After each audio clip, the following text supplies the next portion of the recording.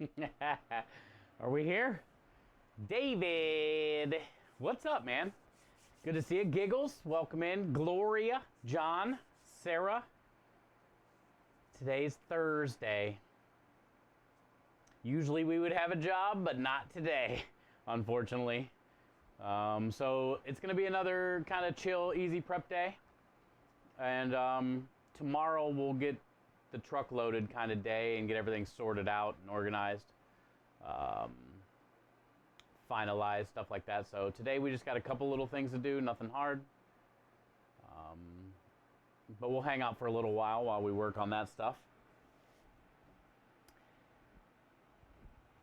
And then hopefully Saturday's a pretty good day. I'm hoping for a pretty good day. We got a couple great specials. We're going to be taking a lot of lasagna with us, which is going to be amazing. Hi, Steve. How are you? Krem and I ate those lasagna roll-ups last night that I made at the end of stream. And it was really good. It was really good.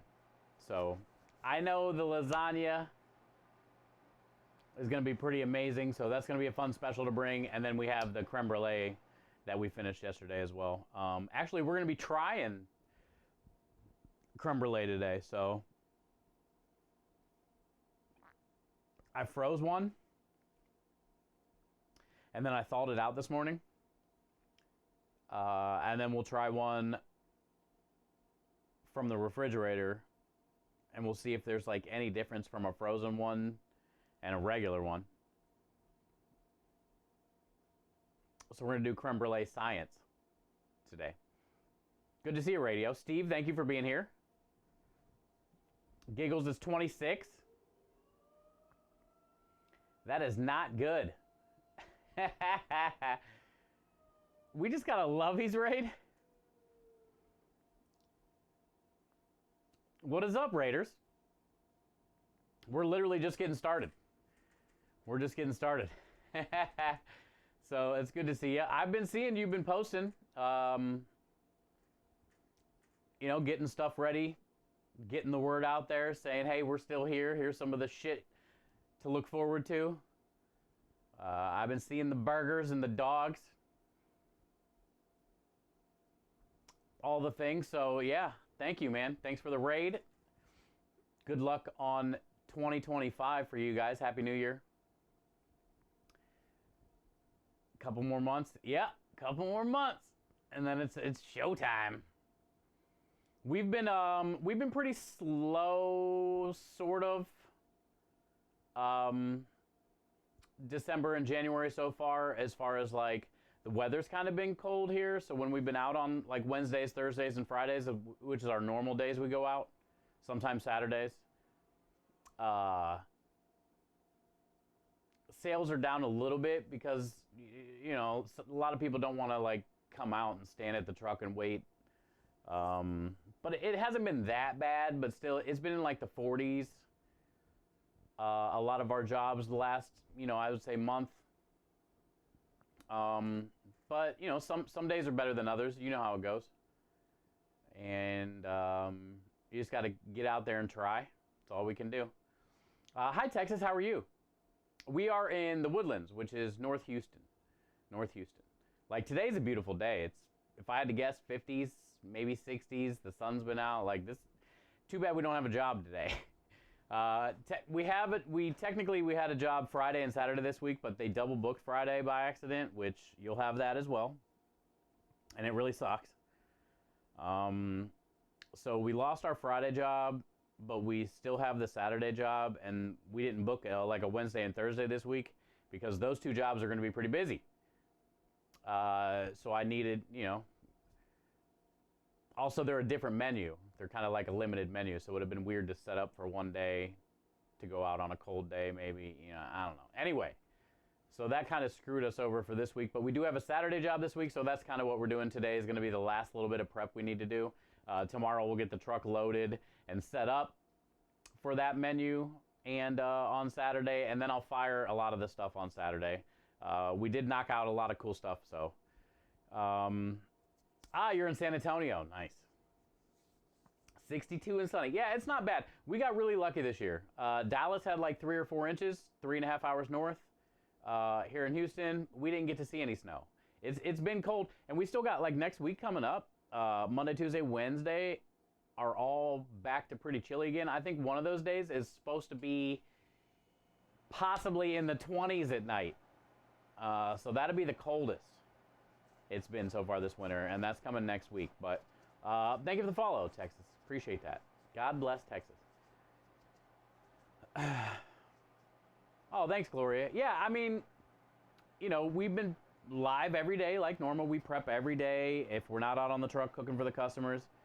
But it has been kind of nice, Gloria, that it hasn't been like, you know, so much crazy busy. I know Krem's had a lot to do to catch up on things with his other job and stuff. So, yeah, unfortunately, we lost out on some business this week, but it is January. It is the slowest time of the year for any kind of restaurant, food truck, Twitch, you know, anything, right? Like all the numbers are always down January, February, but we still get to be together and raise money for sick kids with cancer, and that's kind of what this is all about, you know?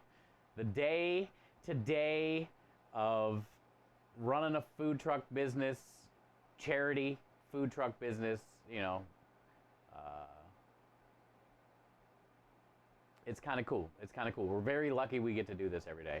Other people sometimes go to jobs that they don't want to be at, and I wake up every day lucky that I have you guys surrounding me. I got Creme Delish. We got an awesome situation going on here. You know, we're going into our second full year of business. You know, we're still growing, so there's still tons of potential. We haven't like leveled off or anything. You know, hopefully this year, this is going to be a cool year because now we can go back every month and check what we were last year, kind of thing, you know, and that'd be cool to see how that goes. Like, what is our growth? I'm hoping great things happen for Creme Delish this year as well, which is our, you know, culinary powder business. And yeah, I'm just very lucky that we get to wake up every day and do this and share our time together, you know. What up, Timmers? Hey, boo. Negative 20 Sunday. Yeah, that's ridiculous. That is not food trucking weather. That is far from food trucking weather. Well, back when we had the food trucks in Cleveland and we were streaming, we were done by around Thanksgiving, you know. We had like a Thanksgiving catering menu that we would do, all the smoked turkeys and stuff and sides, but and then we would do like a Christmas catering menu. But yeah, I mean, by Thanksgiving, food trucking where you're at, Lovies, and that part of the country is definitely over with, you know. So that is one benefit about living here in Houston. It does get, you know, into the 40s generally at this time of year at night, but you know, you can still get out there, you can still do some food trucking. So our big thing this year is we really want our catering to grow, man, because that's where the money is. You know, going out to these apartment complexes and these different businesses and stuff, campgrounds, whatever we're doing, right? Like, you never know what you're going to get each time you go. Even though you try to build up a collection of jobs that you can book, that you know, these jobs are always successful here. We average, you know, 500 in 3 hours here. So then you just try to start booking all those jobs. But then sometimes you go there and you still do 100. And you're just like, well, you know. But, you just gotta, you know, hope catering eventually will take off, and then you can be more consistent, because then you know, like, you're getting $20 a person for 25 people, and you know what the menu is, so you don't have to have all this other stuff that you're hoping to sell. You know what you got to buy, you know what you got to prep, you know what you need, and you know how many you're cooking for, and it takes away a lot of the guesswork, a lot of the stress, a lot of the anxiety, and quite frankly, you just make a lot better money in a lot less time and effort. You know, you can still put all your good quality stuff into the catering. It's just, you know, in most cases, you're putting it in a big ass pan and you're dropping it off, or you're setting it up with a sterno under it and you're out of there, you know. So that's kind of the big goal for, I would say, any food truck or business in the food industry would be catering. It just takes time, you know. It's mostly word of mouth, man. Like, people got to talk about our food and want to try it. You know, it's hard to find. Catering is like, There's so much of it out there, you know. So you just got to make sure you're at the top on Google searches, and you got good reviews, and you got to basically, it's in God's hands, you know. It's in God's hands. This community is what keeps this all happening, but like as far as for the business, it's up to Him, you know. I want more catering. Yeah, that's where the money's at. And then you don't have to go out and guess anymore, you know? Then you don't have to go out and do these little parking lot jobs and these little odds and end things, and you're bringing all this stuff. Like, so much better, dude, for mentally and you know, for the business to grow. Radio, thank you. Yeah, Lovey's, when they're not streaming like from the food truck, they're mostly gaming and whatnot. But still, like, follow their social, like Instagrams and stuff. They're always posting, you know, good looking food and where they're gonna be if you are in the Michigan area. You know, for sure. Love the idea of easy serve lasagna on the truck. Down here we had a guy, William Manger, that came by our plant. You miss him? Oh yeah, so you can just like go to the truck, grab a badass lasagna. Did he have little sides of bread too? I think anytime you have lasagna, you can get away with it on some pasta, even though lasagna is a pasta. But I feel like if I don't have some kind of bread when I'm eating lasagna, I need to make at least a little sandwich, like put a little scoop of lasagna on top bite thing, or like a little dunker in there at the end, cleaner plater. You know? It needs, I feel lasagna needs some bread. 4 to 5 days a week, 10+ hour days, multiple months. It does. It wears on you, dude. So, yeah. Yeah, and you know, that little winter break and trying to pick up some catering throughout the winter here and there is definitely good for the soul. It's definitely good for the soul.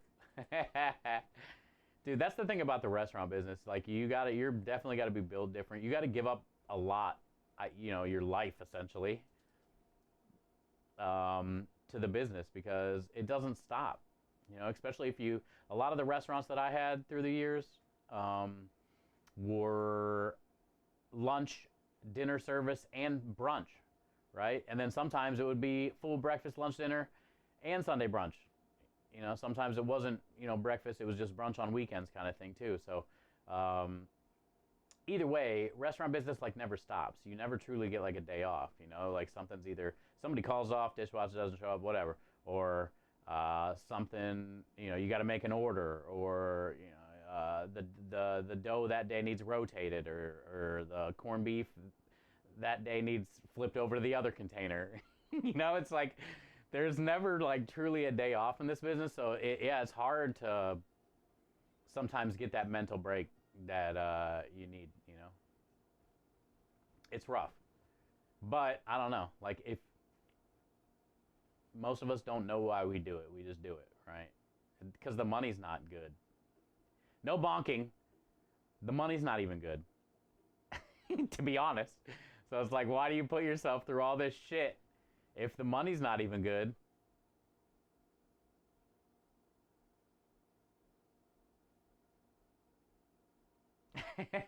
What up, Prime? Yeah, exactly, dude. Food trucking ain't for pussies, you know?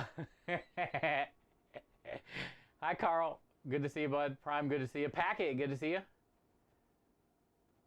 He did breakfast and lunch. You get steak and eggs. Yeah. I like little breakfast food truck.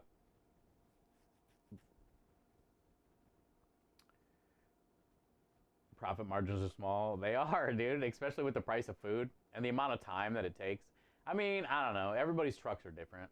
Like, some people just get the fucking frozen meatballs from Costco and the can of tomato sauce, right? And they heat the meatballs up in the tomato sauce in the steam well, not even in a fucking pot or something. You know, they're the type of people that like heat all their shit up in the steam wells. And they survive. And then you got the people out here that are like grinding the fucking meat and rolling the balls and doing all the stuff and charging basically the same amount of money to just survive. You know, so sometimes it's like, why do you do what you do when you do? Make me want to shoot. Stupid dude. Did I nail that? I think I fucking just nailed that. I hit 100 today. Oh, you did? Wait, I miss it? Sarah coming in with a 15 stream streak. Did you hit 100, Timbers? You still ain't on the watch streak list, probably. Dang, you did, brother. It says cookies. Hey, we gotta... Why didn't you do the thing? Okay, because I don't even know the thing.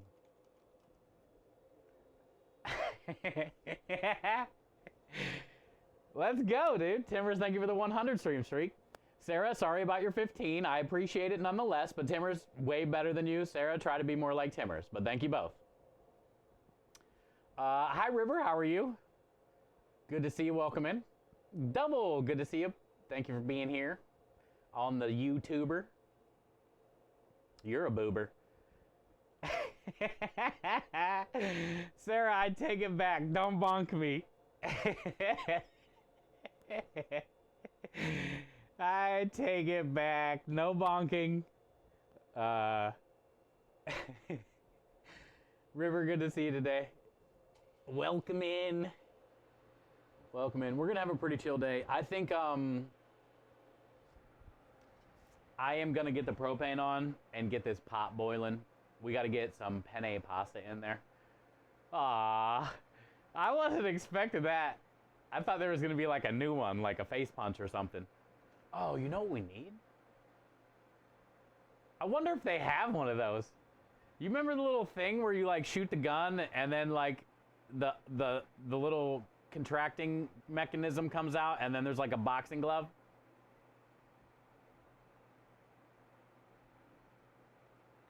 I think we need one of those. Wonder if they make one of those. Wonder if we can make one of those.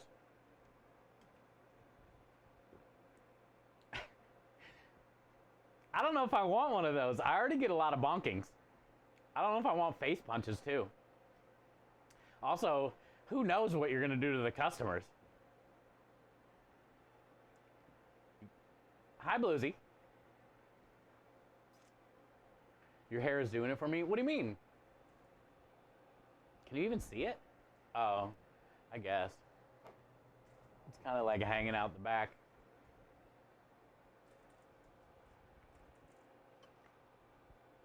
Good to see you. It is getting long.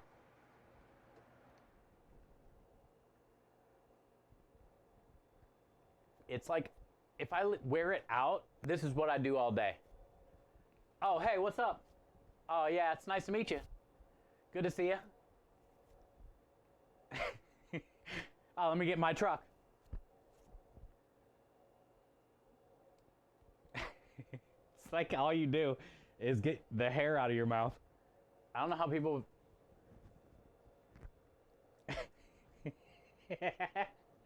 I feel like that's all I do ever since I got long hair. It's like...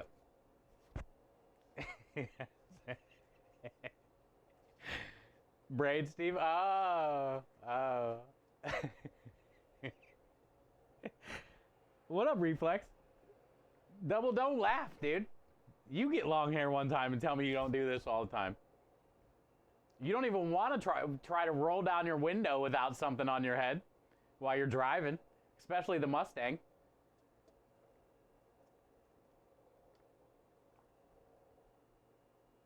You should brush your eyebrows. I don't even know what that means.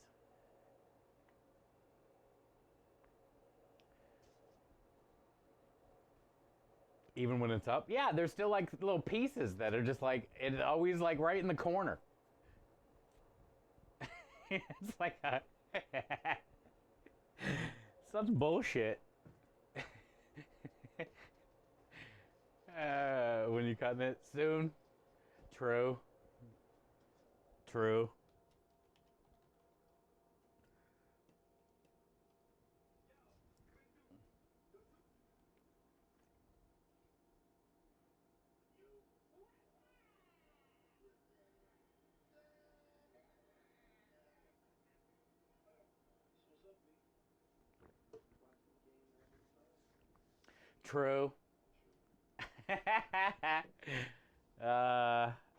Every 2 months to the hairdresser. We should cut it Sunday. Let me figure out like what the process is, what we got to do, who does something with it, all that stuff, and then yeah, we'll do it. We shall do it. Hair gets in the way. It does.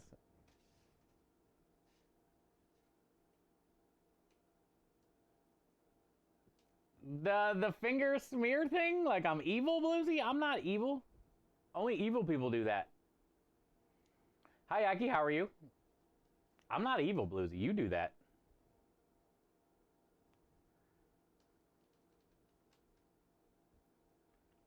All right, I'm going to get this propane started. Oh, now that Crem's here, you know what we can do? You guys want to try the creme brulee science? You want to try the creme brulee science? Ponytail it? That's what I usually do. I just haven't started working yet, but that's usually what I do.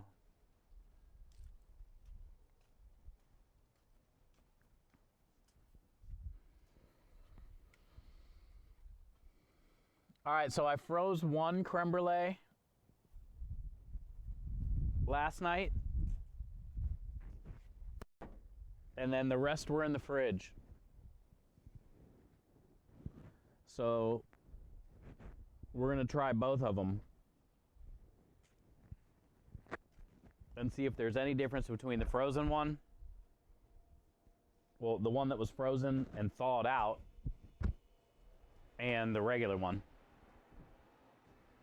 Because that'd be kind of cool if I can freeze them. Because then I'm never like worried about how much is left over. If we don't sell them all, and like, you know, is it going to make it till the next week when we have more jobs and stuff like that, you know?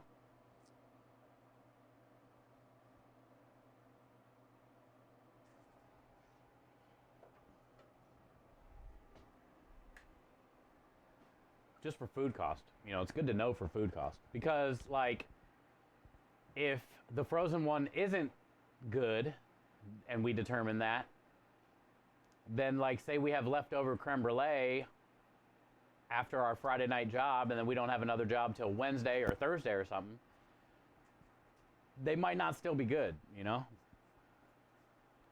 So then it's like, now what do I do with the creme brulee? So I would obviously scoop them all out of there. And then turn that into something. Bread pudding, right, was talked about yesterday.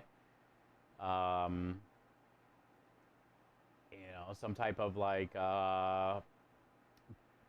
cheesecake mixture, you know, maybe stir that into some more whipped cream or cheesecake whipped cream mixture, and then put that in a cup or something, whatever. You know, we'll figure out how to get rid of them. But I think if freezing them works out, then we don't have to worry about any of that kind of stuff, you know? Because basically everything that I do on this truck, there has to be a way to get rid of it without throwing it away. So then we're not throwing away our money, you know? So it's like a lot of the things that I do, can I freeze it? How can I repurpose it? What are we going to do with it next, right? So it's the same way with all the specials. Every special I make is what am I going to turn this into next before I even sell any of it, just so like there's a backup plan. You know, I think a lot of the things in this kind of restaurant business, you always have to have backup plan. So we'll find out. We're gonna let's do these creme brulee since Crem's here, and he can come down and we'll try them. Let me go grab them. I got this water going, and then we'll get some penne pasta going today. We got to cut some herbs today, but we don't really have much to do. The lasagnas came out amazing last night. I told you guys at the beginning of stream, those little lasagna roll-ups I made for dinner, they were awesome. And those didn't even have the bechamel or the ricotta. They were just kind of like the leftover pasta and, you know, things that are at the end of the container.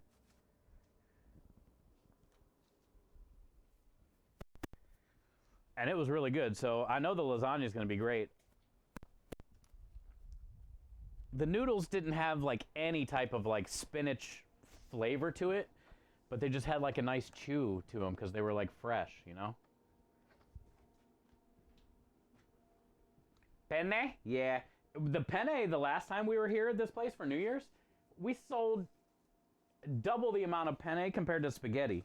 So I'm assuming that's probably what we're going to sell a lot of too. I want to sell a lot of lasagna because we made a full hotel pan and a half. That should be at least, I don't know, 15, 20 orders. I'm not sure. I'm going to bake it off Saturday and take it there warm and cut as we go. You know? Cut it out of the pan hot, put it in. I'm either going to put it on the flat top and kind of just let it like, it's already going to be warm, right? So kind of let the cheese on there get a little crusty. Or I'm going to get a pan with some marinara and then scoop it into that and then put it in the oven for a minute or two. I don't know how I'm going to sell it yet. I just got to see what it looks like after we heat it up and take it there. If it's going to be like real sloppy cutting it out of there, which I don't think it will be, then I'm probably going into a pan with marinara. But if I cut it and it holds up pretty good, then I'll probably put it on here. I don't know. But I do know we're going to sell a good amount of penne pasta probably. I just hope we sell more lasagna. I hope we sell out of lasagna, but we'll see. Lockjaws, hello. Good to see you. See what frozen creme brulee tastes like frozen. Oh, yeah, that'd be good, too. Too bad I already thawed it out, though, unfortunately, but that's a good idea. That's a good idea. Okay, so this was the frozen one. This was the one that was in the fridge. So left side is fridge. Right side is frozen.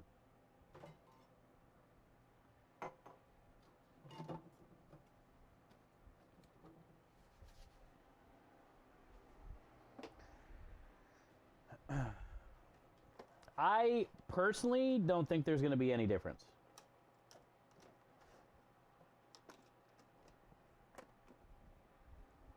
I'm going to go grab a couple spoons. I personally don't think there's going to be any difference. Because it looked like it thawed out just fine. It looks just like the other ones. I hate the way the top looks. But like, there's no water puddling up on the top.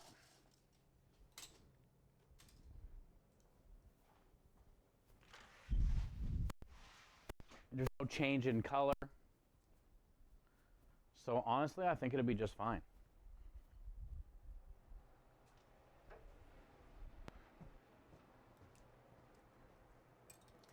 Okay, left side fridge. That's why you torch it. I know, but the top should be smooth.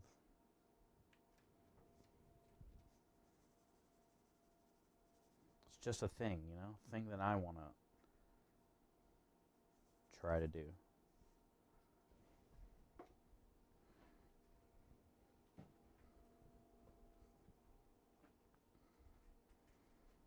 Because that means I made a really good custard, you know? But I do think the creme delish has kind of something to do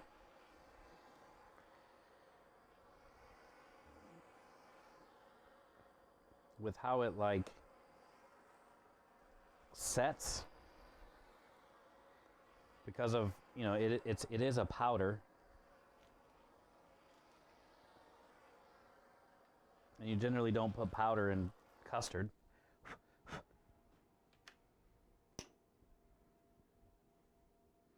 Okay, so left side cooler, right side freezer.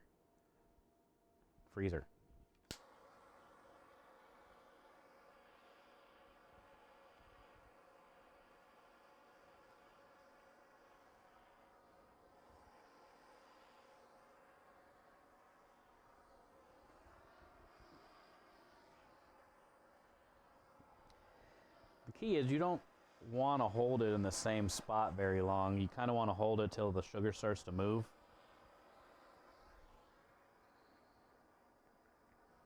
Because you can burn it. There is like such thing as over hot, I guess.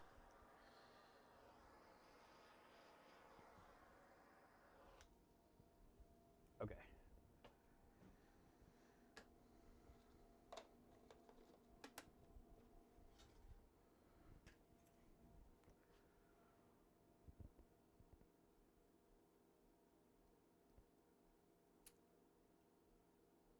If it isn't great. I just wanted to look great. All right, so this is the frozen one. What up, Mahler? Could be. The creme brulee has a cool, like, pink hue to it from the strawberry. It's kind of hard to see in the gold, like, container, but it's got a pretty cool pink color to it.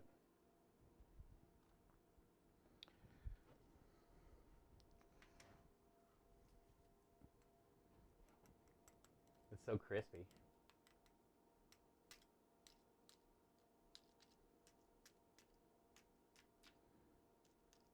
So, what I'm looking for is, I'm hoping it's not like gritty.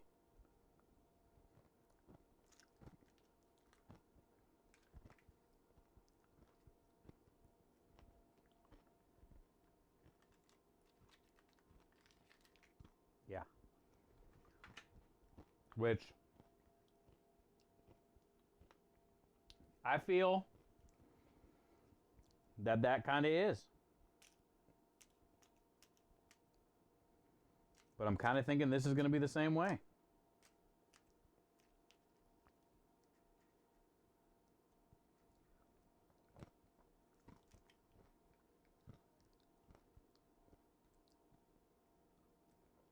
Yeah, the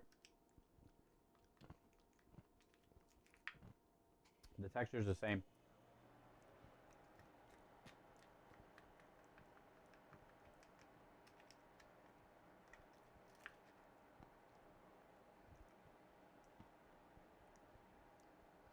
The flavor is pretty good. I love the, you know, when you get the broken sugar. But it's definitely not like perfectly smooth how I feel it should be.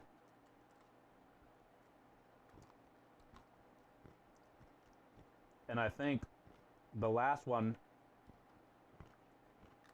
was more smooth, but I only had the one bite.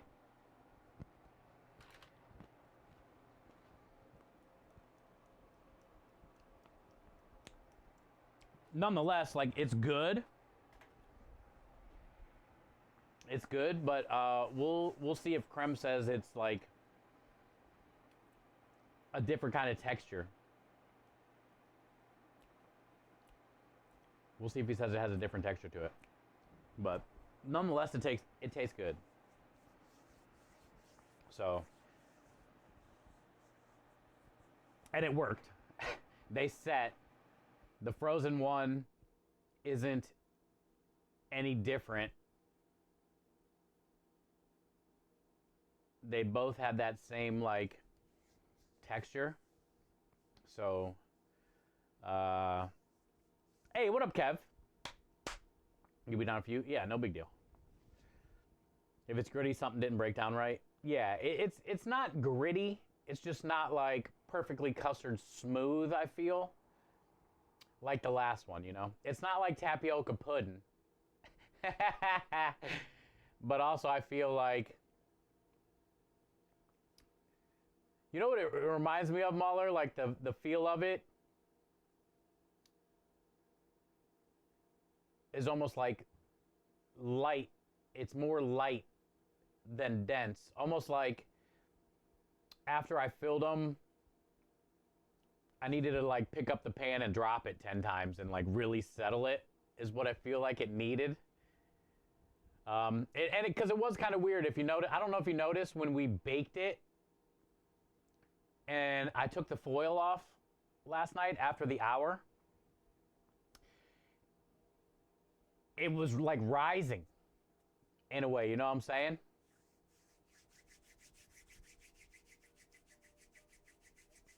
What up, Win? Good to see you. Chef Kev, let's go. Mystery Mayhem. Getting a gifted sub courtesy of Chef Kev.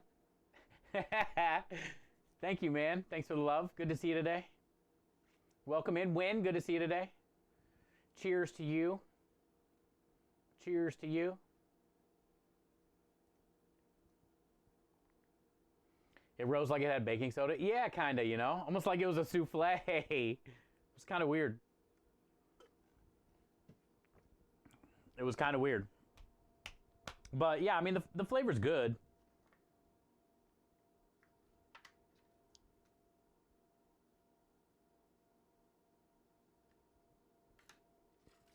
The flavor's good. It just, I think the first ones were better, honestly. I'm not gonna lie. I think the first ones are better.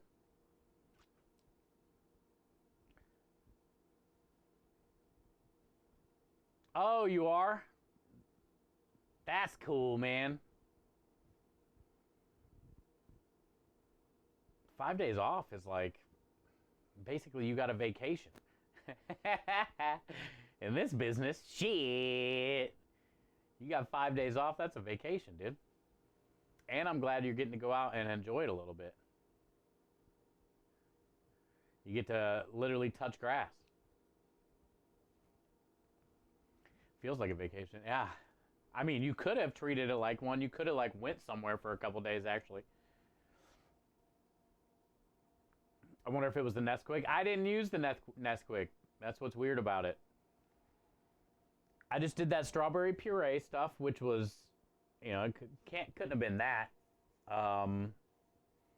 The heavy cream and the creme de lish, and then the sugar and the eggs. Now, I did really cook down that cream mixture. Like, it reduced. It was thick. I brought it. It was like up to 200. Like, it was a good cream.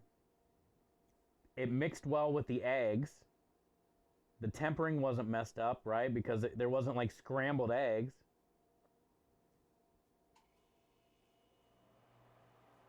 You got it here after I mix it? Yeah. Yeah.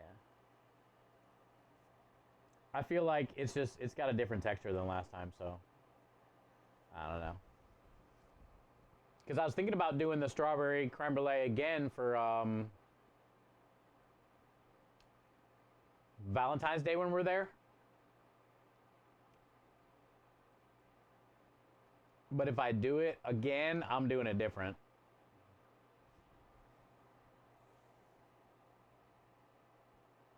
Overheated. Could be. I'd have to do some research, honestly.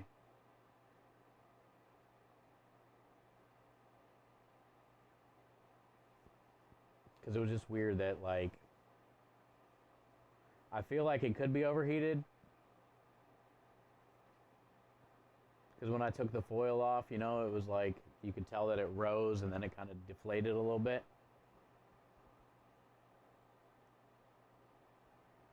So maybe, you know, maybe. Is there a new Nintendo Switch too? I seen that, yeah. I seen that. I got a Switch, I just don't really ever play it often. But what I saw from it, Aki, it looked pretty cool. Just wondering if this is a good start-off truck and a good price. 8.5 by 16 for $13.5.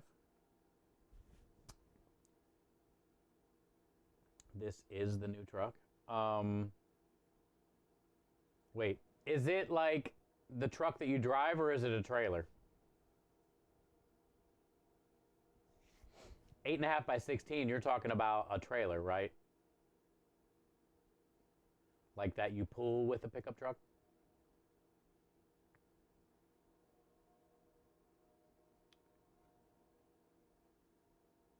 Okay, cool. Thanks, Muller.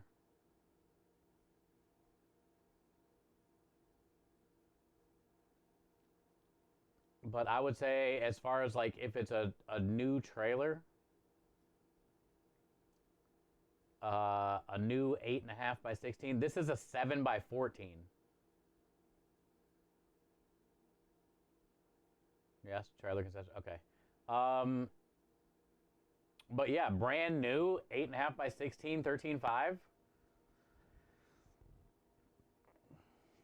I would say it's a fair deal. You might be able to find something cheaper, but maybe by just like 1,000 or 1,500 or something, probably range. So honestly, I would say, yeah, I mean that's a pretty good price. That's a big trailer. Also, 2024, hell yeah. Then yeah, I would say it's a great price. I'd say that's a great price. Does it already have like windows and stuff cut in, hood vent, shit like that, or you got to do all that? For that price, I'm assuming you got to do all that. Or does it come at least like prepped a little bit like that? Because if you say that it has like windows already cut and yes, you, the wife, and mom, it already has the windows cut, hood vents. You just got to buy equipment. It's got triple sinks, holding tanks. No way, really? I don't fucking, I need to see a picture or nothing happening. Everything is done. I don't fucking believe that. Then why would you ask me if 13.5 is a good price?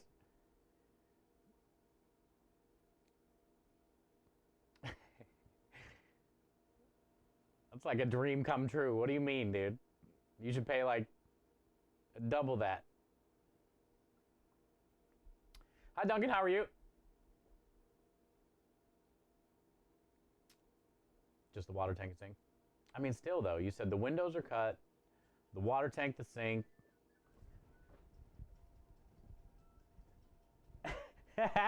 Oh yeah, here. I think the consistency is definitely different. But, you know, flavor-wise, pretty good. Last week's was better. Last week's was better. Consistency, though, is different. It's not gritty. No, it's not gritty. It's weird. It's not smooth either. Mm-mm. It's like chunky.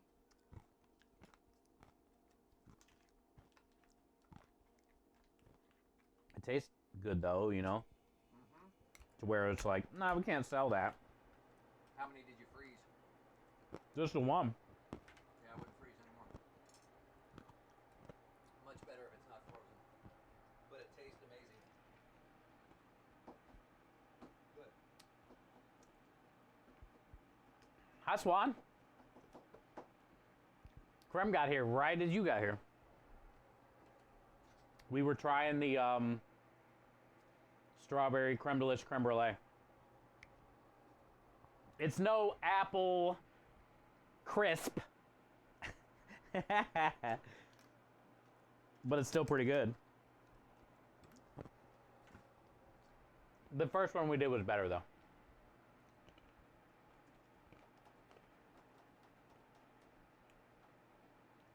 Prevent this by gently combining instead of vigorously whisking.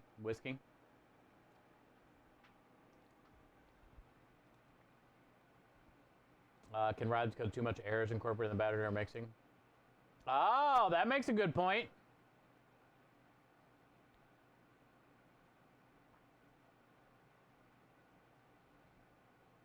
Ah, thank you, Mahler. That's exactly what happened then. Yeah.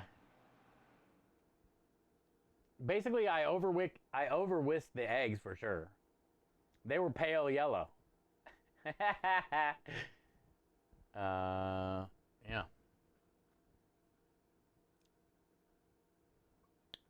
That's cool.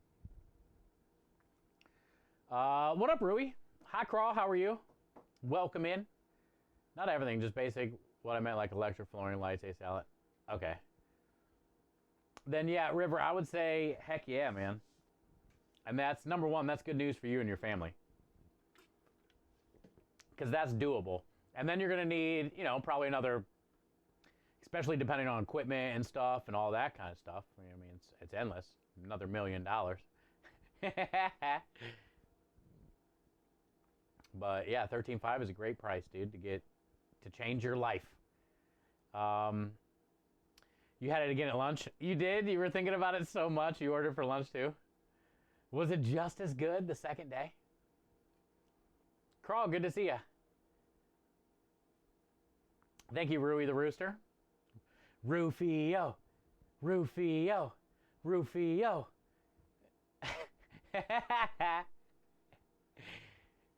It was just as good the second day. That's good.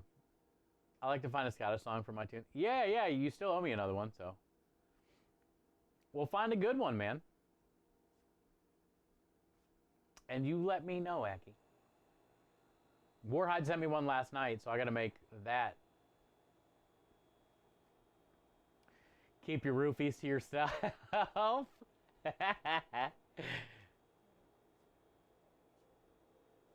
Oh. Is that the goal for this year, or just do it before you travel because you know you're going to be eating your ass off?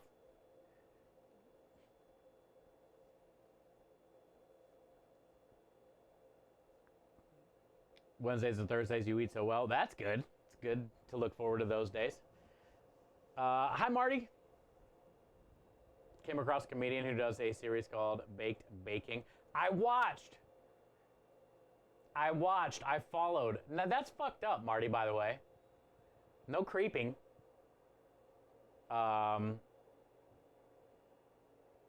It was needed? Oh, okay. So it's something you guys wanted to do. It wasn't one of those, like, spur-of-the-moment things. Like, we're going to get fat when we travel, so let's work out before we go. No creeping, John. Marty.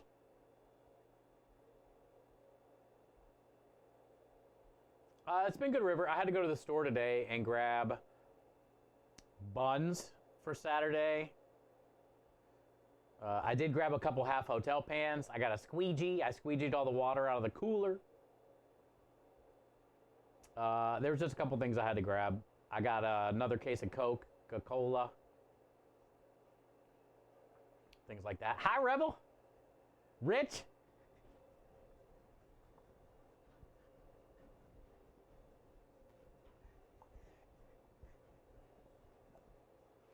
Swanee had Apple Crisp 2 days in a row. This is the Apple Crisp 2 days in a row dance.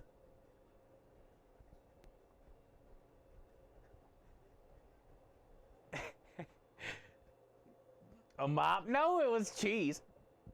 Mozzarella cheese. Rudy says we're going to get fat already. Yeah, you'll have that. It comes with age, Rui. As you grow older, Rui. But yeah, Marty, I saw the same thing the other day. I think it was like just like yesterday too. It's weird that we both like saw the same For You or something at the same time. Baked Baking. The one I watched, I only got to watch the one episode, but I followed it. We follow each other on Instagram, right? Maybe that's why. Because, like, your friend likes something, so maybe it, like, popped up in your fucking reel. I don't know. But I watched the guy do Pop-Tart. Homemade Pop-Tart. And he made, like, a real big one. It was so funny. I mean, the Pop-Tart looked good in the end, too. He did a little frosting and the sprinkles. He did the strawberry one. He made the pie dough and all that stuff.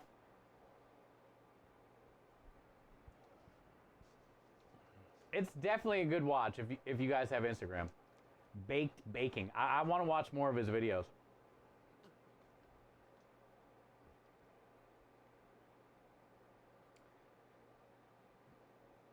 Stupid app. Ah, good point. Stupid app. Got to 34 here today. Oh, that's a heat wave. David, did you like go outside for a second? Did you get the mail? Did you at least go get the mail today, David? The thing told me I was 70. It did? Jesus. Is that more of the reason to keep working out? You're like, F this app, dude. Claus was 30. Oh, she probably felt good about that. You went to Kroger's? Oh, I wish I went to Kroger's. I love grocery shopping. I love it. Well, I go usually to a store almost every day. But, I don't know. I feel like that's like my play store. You know? And then also, especially at the big restaurant stores, like, I love helping people. You always see people walking around like lost as shit. Especially in the cooler area. So like they're freezing cold because it's freezing in there. And I love helping people. I'm always like, what are you looking for? And then they kind of like tell me. A lot of people can't speak English that good. But either way, they tell me and I'm like, oh, it's, you know, and I'll point or show them. Or sometimes like I'll help. I'm surprised how many women have to go to the restaurant store because a lot of them, most of them, like, are always getting 50 to 100-pound cases of shit and they can't ever lift it up. I think every time I go there, I help somebody either load a cart at least once or give somebody directions on where something is in the store at least once. And I always feel better afterwards. I'm always like, I know where everything is in here. I know what's in every aisle. They had powdered Worcestershire sauce. I love that stuff. You can put that literally in anything. Also, Mahler, that shit, when you get the powdered Worcestershire, if you open it and like put your face too close, you'll burn your nose off. Your nose will melt into the container. And then you got to throw away the powdered Worcestershire. Sure.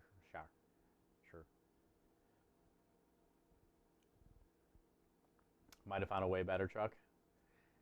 Yeah, don't settle until it's the right one, you know? Found this guy called Roll for Sandwiches. He used Dean Diet. Oh, that's a cool idea. I love sandwiches. There's so many good sandwiches. Also, like, let's not even get into so many different types of potato chips that you can crush up and put on different types of sandwiches. That can be a stream in itself. Comparing what potato chips are better on what sandwich.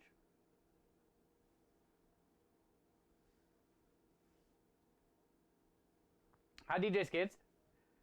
I always grab the stuff at the higher shelves for the short. We need more people like you, Kenny. I can't help with that. Are there men shopping? There are, but like I see a lot of women shopping, getting the big stuff, you know? Or like when I'm going out to the parking lot with my cart to my truck, I see like women that can't lift the shit from their cart to their truck. So like I'm helping them load that, and it's like, where are the guys? You know?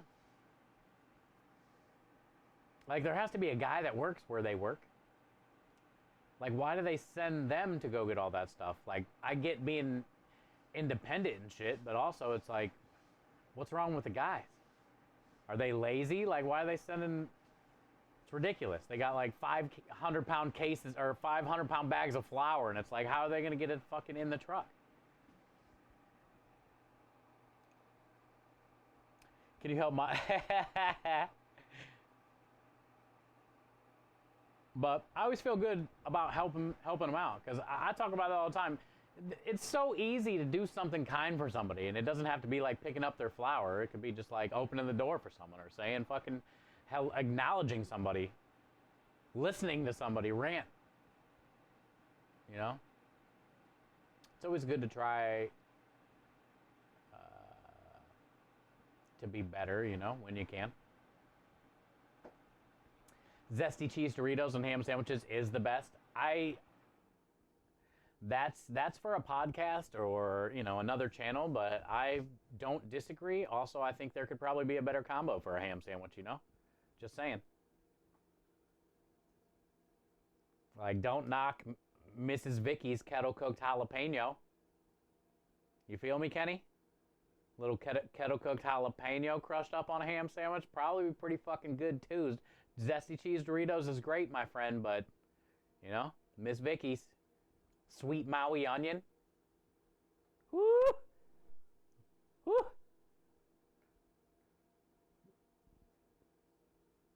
Hubby comes tomorrow. Oh, that's good, Swan. That's great news. Now you got something to look forward to today to get you through the rest of the day.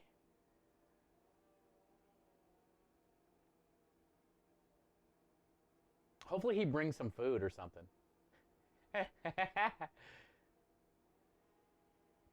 Good to see you, Johnson. Crossing my fingers, River. You don't have those here? Oh. You've been thinking about Oreos and sour cream, and there's no way that should taste like cheesecake. See, the difference between me and you, Rebel, is I don't think I do. You know?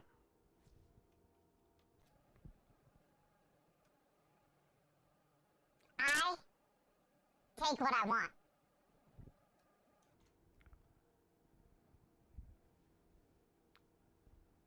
So you can, like, think that it probably doesn't taste like cheesecake. But until you do, you have no right coming at me.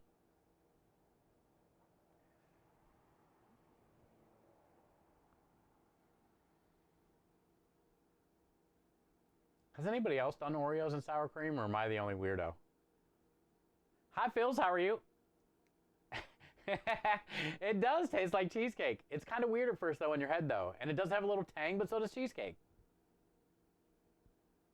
That's why I said you got to get over it in your head. You just got to jump right in. Give it a dunk and give it a go. Miss Vicky's selection is malt and vinegar, sea salt, sweet chili heat, and the original. That sweet chili heat is really good. That'd be good on damn near any sandwich. I like kettle chips because they have like more of a crunch, you know? And I love when they get the big air bubbles. Good to see you, Phils. We're doing good. Today is the last, well, not last, but today is just like a chill prep day. I got to get penne pasta cooked off and portion and cut herbs, literally. I think that's really all we got to do. We tried our strawberry creme delish creme brulee. I got about 20 or so of them to sell on Saturday.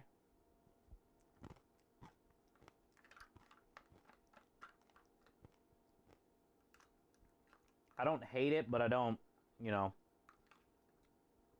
I don't love it.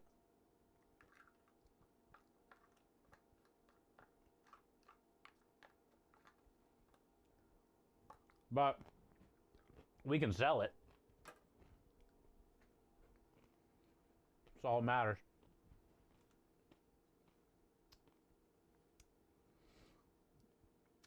Minja says, what? What? Wait, what did I say? What was I ranting about? I already forget. You haven't tried it either? Was I talking about peanut butter and pickles again, or was I ranting about something else? Oh, Oreos and sour cream. Yeah, I forgot. Okay, now I know why Minja's leaving. I'll take your word for it. Oreos are bad for you. They're bad for me too, but I can't get enough of them. Once you pop, once you twist, you can't Resist. Welcome back, Minja. Tell me she ain't coming back after that one. Once you twist, you can't resist. CC, you know what I'm saying? Fucking Oreos. The pizza I had last night came with hot olive oil. Oh, I like when you get that. Like spicy olive oil to drizzle over the top. Or like hot honey and stuff. That sounds good. So they drizzled it on their waffles, or did they give you like some on the side in a container to drizzle yourself? Lumen says better than ham sandwich, homemade, or more accurately, girlfriend. Ham breakfast burrito with, yeah, potatoes, queso blanco, yeah. Lumen, I can 100% agree with you. A ham and egg or ham and cheese breakfast sandwich, whatever you want to call it, or a ham and something egg cheese breakfast burrito. I'm going burrito all day, every day. Sorry, sandwiches.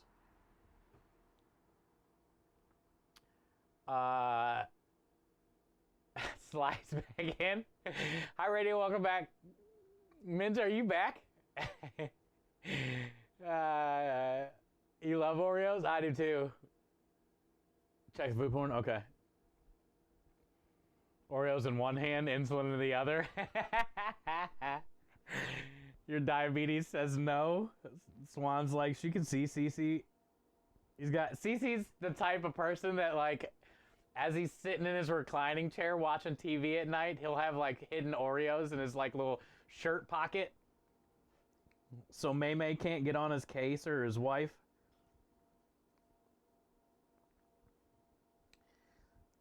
Cece's got hidden compartments for snacks.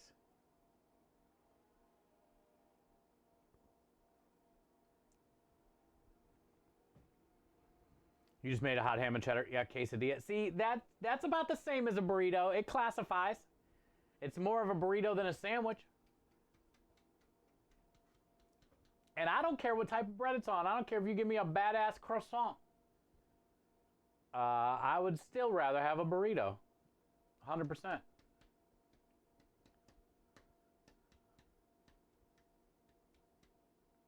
I'm the weirdo that loves the thin. Oh, really? So you're not... So you like Oreos, but you're not like the cream filling isn't your favorite part.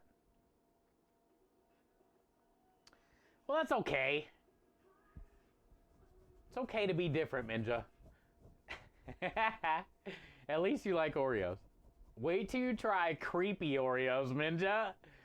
We're gonna change your mind about the cream filling. Okay, bye. Bye, Minja. Have a good day. I didn't mean to say that. I didn't mean it that way. I don't know what kind of cream filling we're gonna put in our creepy Oreos. Hi, Cora. How are you?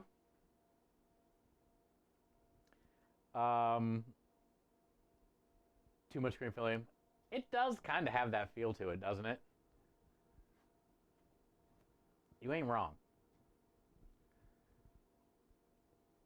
You got Oreos and like your... Oh, you know the little side pocket that you can only get like 2 fingers in that's like right next to your right pocket? That's like a perfect size for an Oreo. If you ever balanced a meal, 1 or 2 Oreos is okay. Apparently, according to my lady... Kenny, have you told your lady doctor person thingy? Has she ever in the history of Historyum known of any human / mammal of any kind to just eat 1 or 2 Oreos? Find me those people. I would like to meet them. Oh, they put it on the side. Yeah. Then that's legit, Waffles. That's how... Dude, look at that pizza. That's a fucking nice pie. That's a damn good pie. They should put their basil on at the end instead of putting it on when they bake it. But that's just me. I still eat it that way. I just think it's better at the end, in my opinion. But yeah, they got that hot oil on the side. What a great place, dude. I would order from that place on that alone. The fact that you can get the hot oil. Look at the classic cheese, chat. Looks like it's got a little New York flop in there, like a little greasy on top, but man, I would do naughty things to that pizza. I love the little, like, darker crust spots, too. I know, Swan. This is where Waffles lives. That's a good place. Oh, Crawl, look at yours. That looks good. Fucking A, Crawl. Look at that crust. Nailed it. You could tell you did a little egg wash before you baked it, so it has that nice little glossy brush look.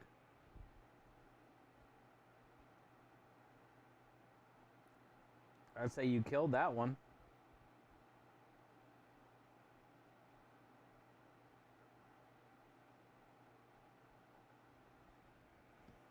That pizza spot is in Grapevine. Well, what a badass place. That's kind of like right by Dana's Kitchen. Well, damn, Waffles.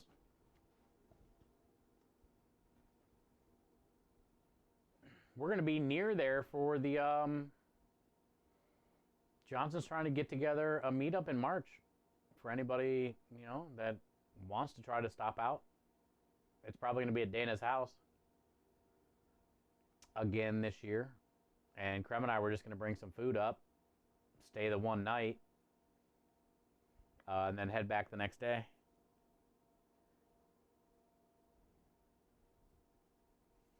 So I'll have to keep you posted.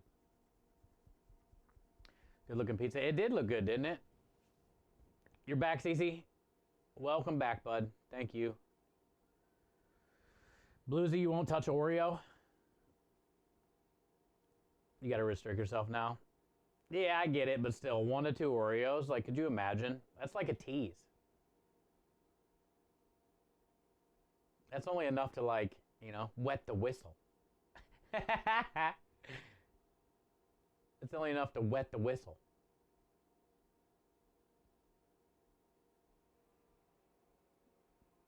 It's like a 2-ounce serving size on sausage. Can you imagine? Breakfast sausages are already small. Like, imagine going to get breakfast and you can only have 1 link. I almost wouldn't want the link, because then I'd just be pissed when I can't have another link. You know? I feel like I'd rather not have it at all. Either way, I'm going to be mad about it.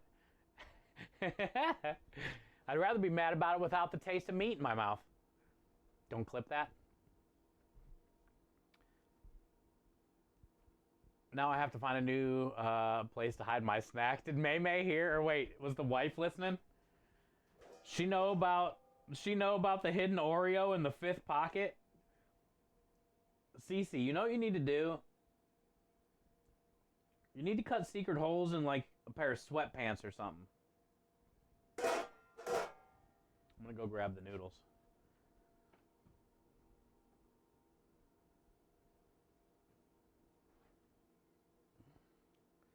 If I could eat the filling of Oreo without the cookie, I'd be fine.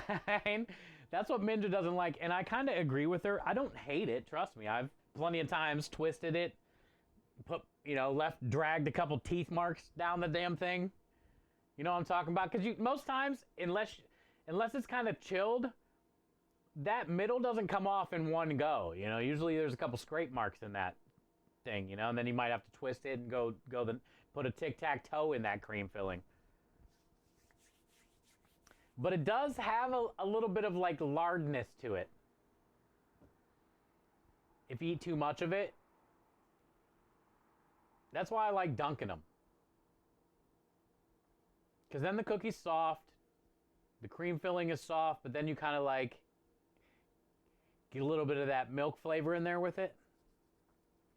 I think the best thing about Oreos is dunking.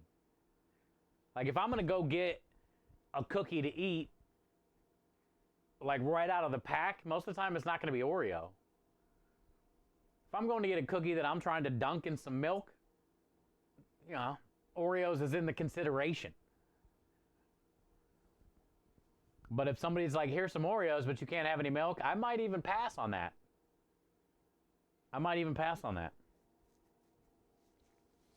Biscotti you can dunk in coffee? Yeah. I do love a biscotti. Biscotti.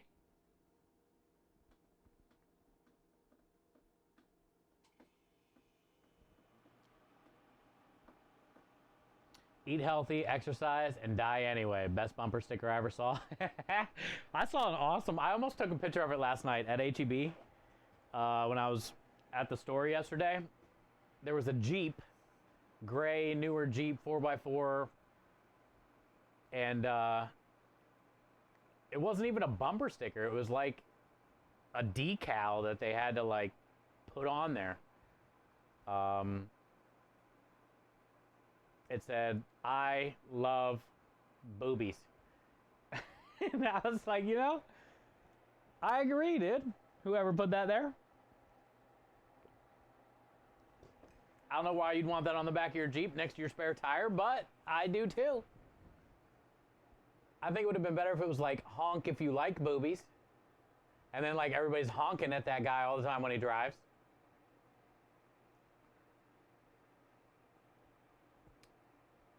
But I couldn't be mad about it, you know? Like, I like boobies too. So do I. Bluesy says, I don't know if I would want that on my new Jeep. But to each their own. Do you know Oreos are considered vegan? Really? I mean, I guess. I'd also like to try creme brulee today, but I don't live in Texas. You do not, Cards. Maybe, though, one day. You never know, Cars. Or you can order some creme delish at some point and try to make the creme brulee at your house, Cars. Oreo's the only cookie I would dunk. Yeah, like it's meant for dunking, you know? That's why I was saying I would consider not eating it if I wasn't allowed to dunk. You know one thing I've never done, speaking of dunking and the whole strawberry theme? I've never done, I don't know if I've eaten chocolate milk. I've never done flavored milk with an Oreo.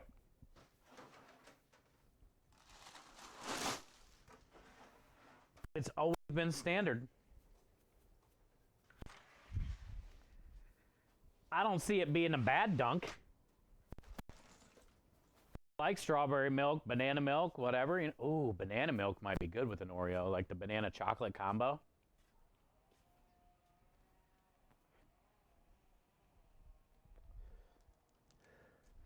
I bet that would be a great ice cream. Creme delish, banana Oreo ice cream, and we use banana milk.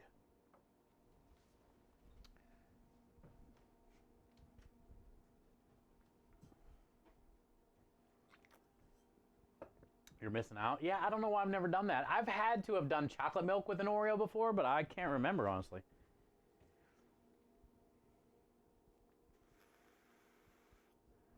I know I've never done strawberry milk.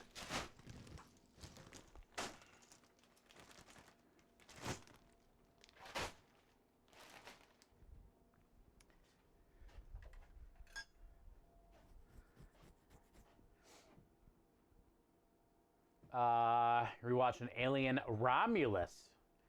I don't even know what that is, but I like alien stuff, paranormal stuff. I can watch that shit all day. There's a guy on TikTok that I watch named John Santa from New York. Santa Paranormal. Blue Diamond makes really good banana flavored almond milk. Oh, really? I love almond milk. I just never buy it. Blue-footed boobies are dancing fools, and that's cool with me. I don't know what that means, but it's cool with me too, Kenny. America. Rebel says, who doesn't like boobs? Not Americans. Double says, wait, boobies? That's what the bumper sticker said. I love boobies. But it wasn't even a bumper sticker. It was like it was like a stencil. And it was big. Like, why Why would somebody put that on the back of their Jeep? I mean, I appreciate it.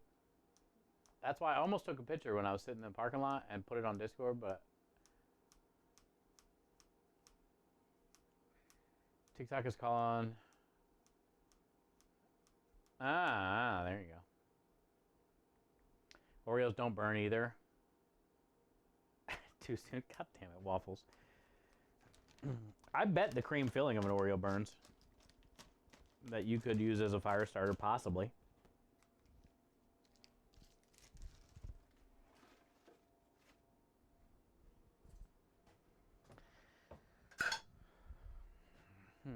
Wait, all right, so I got one more question for Minja. Minja says Oreos are the only cookie she dunks.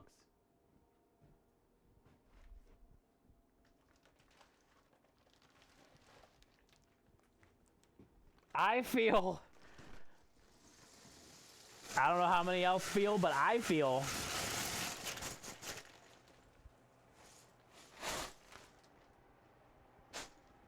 chocolate chip cookie makes for a great dunk.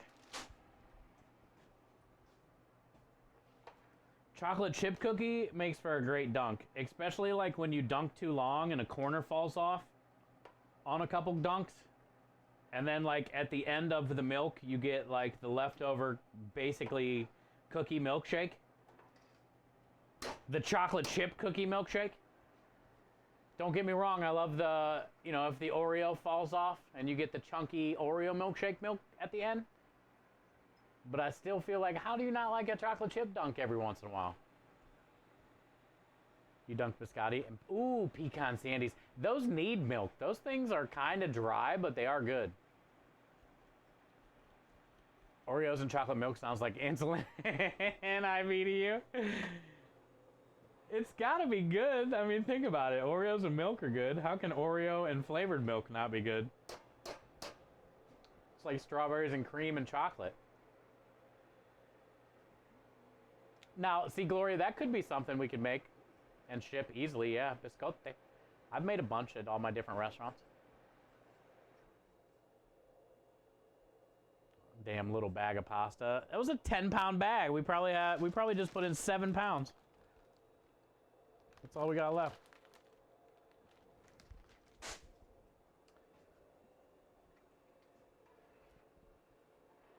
It'd be enough. We sold a lot of penne last time. And I have none left over, actually. Did somebody just bonk me? Wow. I have Alien Romulus on the movie drive. Oh, cool. Maybe. I do like that kind of stuff. I didn't realize kind of what it was, I guess, you know.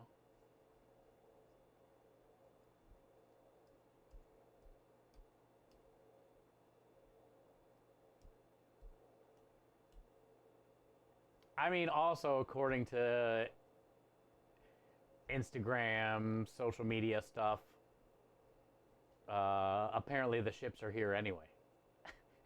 According to them. Apparently the ships are here. And they're just waiting on social media to announce it.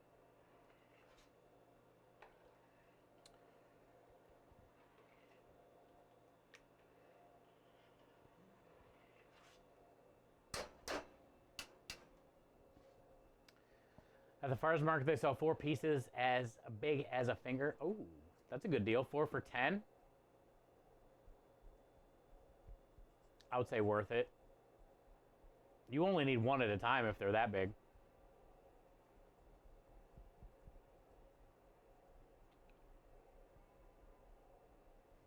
You only need 1 at a time.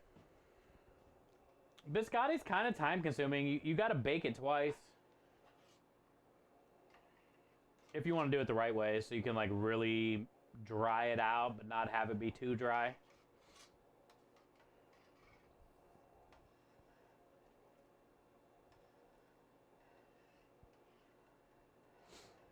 We need to relive the creme de liche saltwater taffy here again soon. Maybe we'll do that in the next couple weeks here. And then I'd like to also maybe consider a creme delish nougat, because we always have a lot of egg whites laying around.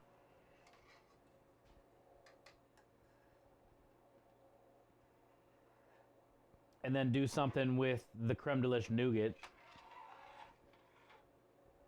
We can add that to pretty much anything. We can make a sheet tray of nougat, cut it in any shape we want. So say like we make chocolate cake, cut it like a circle, cut a piece of nougat like a circle, then another piece of chocolate cake, and then cover it with chocolate ganache or something. And we can have some badass little desserts, a good way to get rid of the egg whites. We can make homemade Snickers. There's a lot of Italian nougat recipes too, as far as like with pistachios, little candies.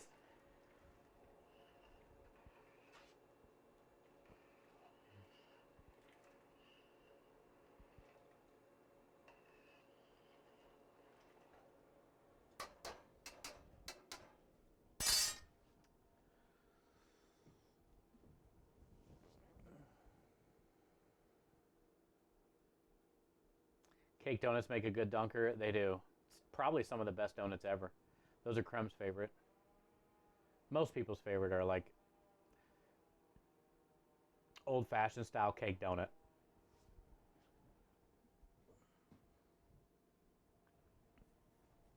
It's hard to pick a favorite donut, man, especially when, you know, do you consider an apple fritter a donut? Because I do. And then it's hard to beat an apple fritter. They're far superior to most donuts. They're like double the size.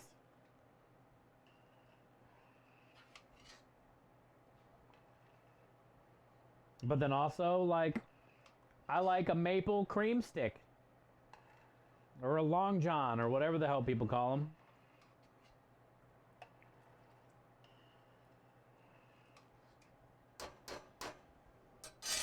It's like the long donut, so soft, but the cream filling and then the maple icing on top.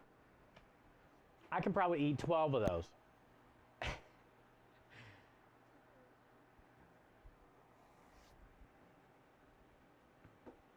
Apple fritters are in the donut family, so maybe a cousin.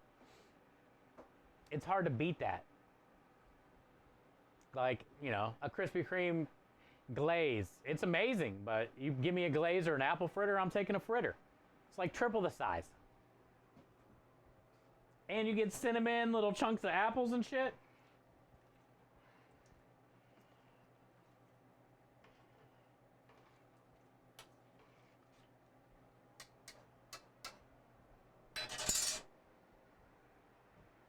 You like maple bars? Yeah, like the maple one's my favorite.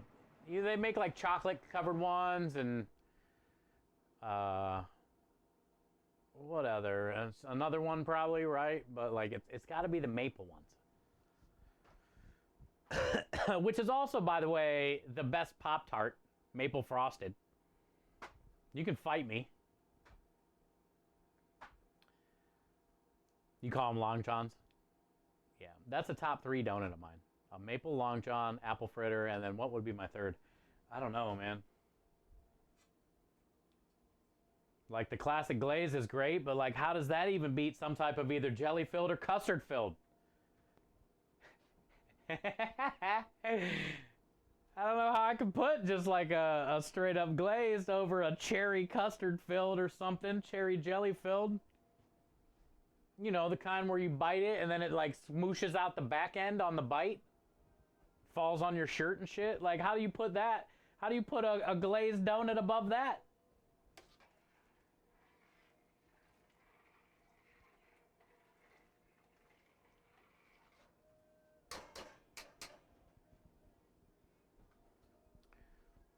Sour cream donut. I like those too. Yeah, the crullers are very underrated because they're just like a glazed donut, but even better. Because that filling gets like in every groove. They're good. Maple walnut bacon fritters. See, we don't have no shit.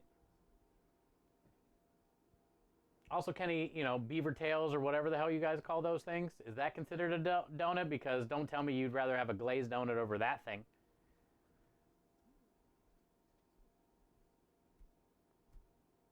Hi, Michael. How are you? They are a donut. Right, right. So if somebody put a glazed one or a beaver tail or whatever you call them in front of you, you're taking a beaver tail all day.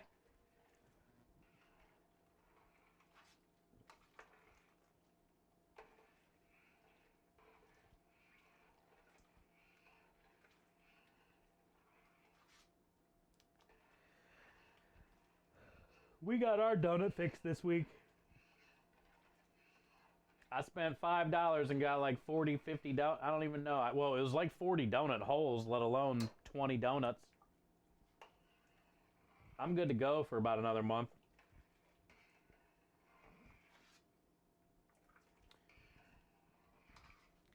I'm good on the donuts.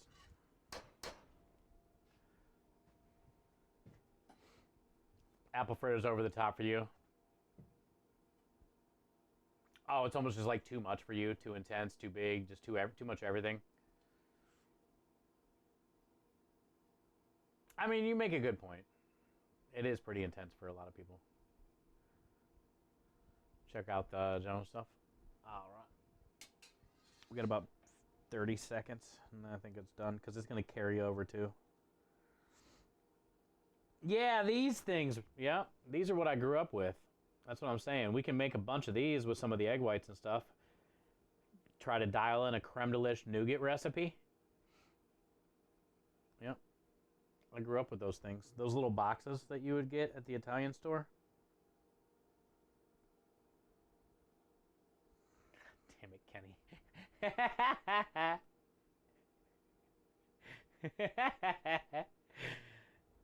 I don't think the bumper sticker was talking about that kind of booby, Kenny.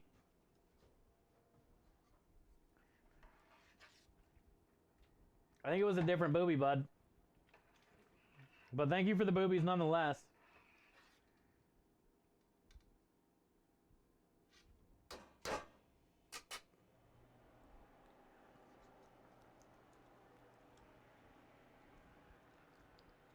Those are TOS boobies? Ah, perfect.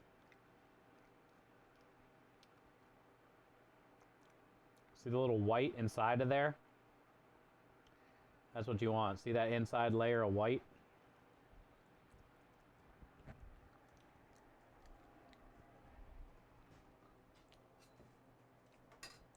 We're there.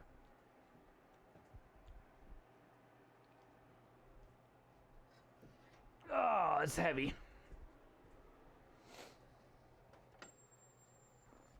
Yeah. Yeah.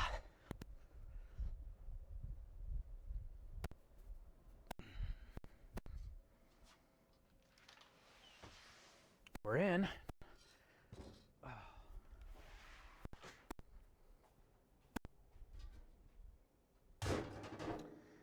We are in. Now we got our dumper. Ooh.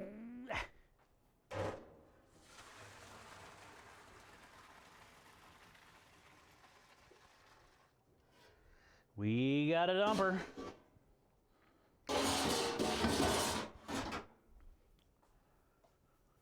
Whew. We did it, y'all.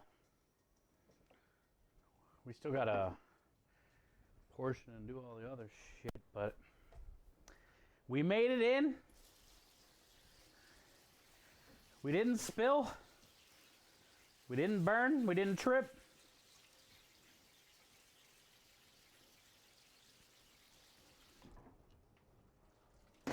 This will be plenty.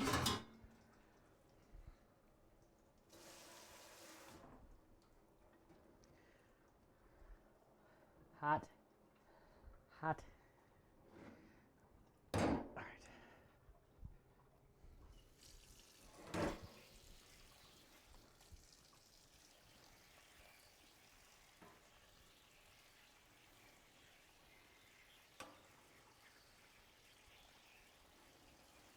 Now we just got to cool it down.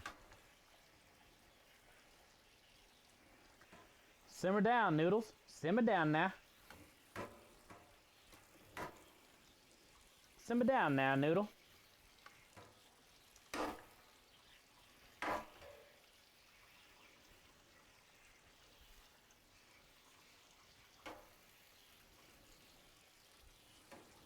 want like 25. think we went through like 25 or 30. So that'll be fine. And I'll still be able to use them for like Wednesday and stuff too, so. We might get a little more than 25 out of this.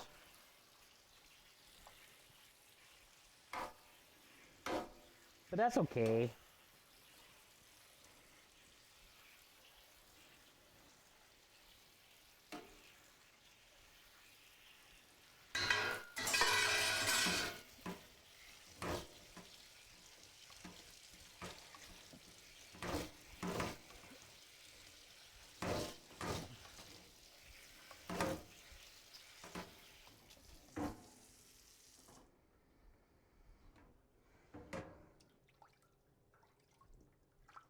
You always get the ones that want to jump overboard, you know? The ones that don't want to comply. The ones that think they're going to make it out.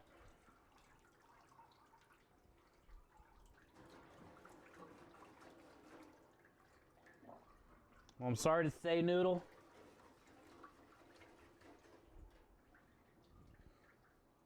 This is your destiny.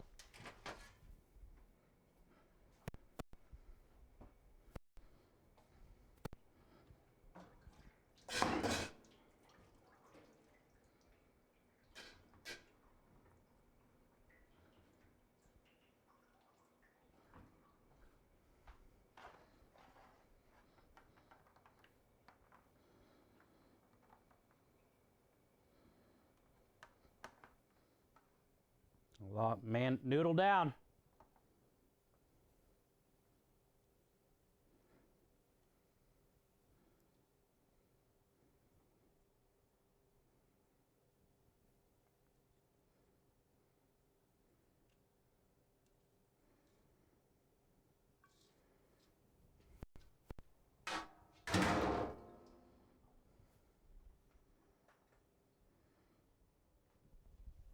That's a lot of noodles. That's a lot of noodles, man.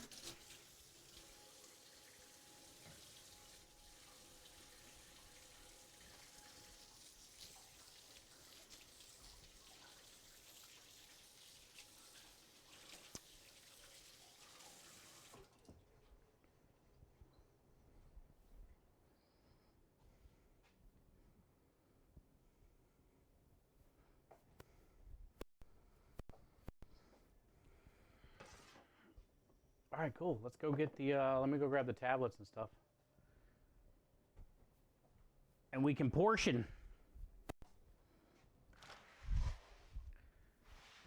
We can do some portioning. The lasagnas look great. I'll bring one out to show you guys. They set really well.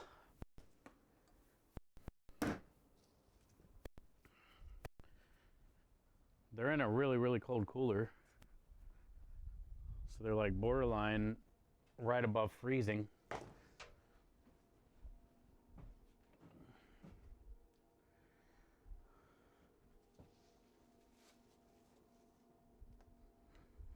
But it's nice and thick. Also, you can see like the bechamel right here. poking out. It kind of got like really cold.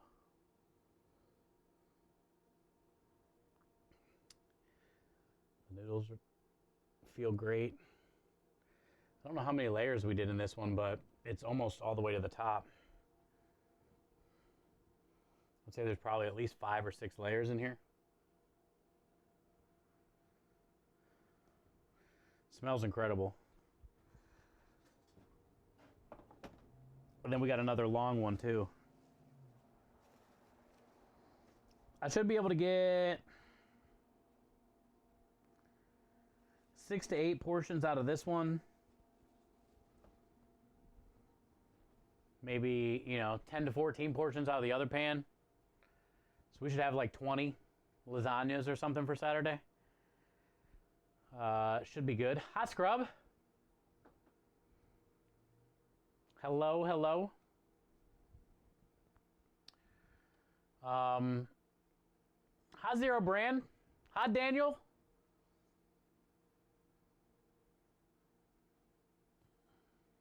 Boston Cream, the bomb. If you were going to cook a ribeye on a cast iron skillet, what oil would you use? Zero, you still here, hopefully? Sorry. I just saw that. You are? Oh, cool. If you're just going to go up straight oil, I would use some type of like canola blend, canola olive oil blend.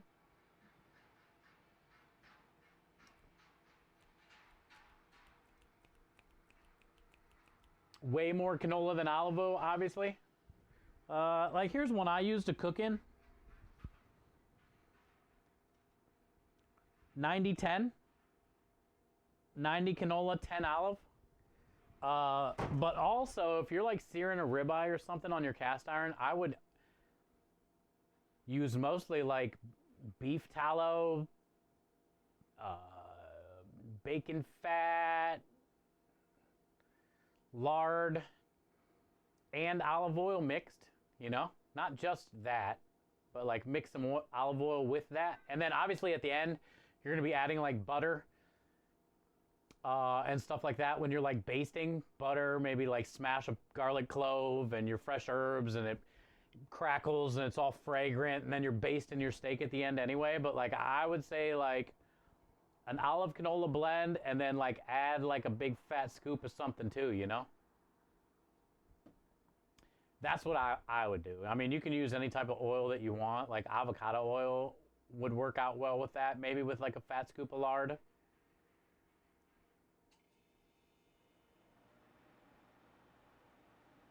What would your opinion on avocado oil be? I just mentioned that. Yeah, that's perfect. I just got to what you said there. Yeah, avocado oil would work. I would still like put a big piece of bacon fat in there, or duck fat, or something.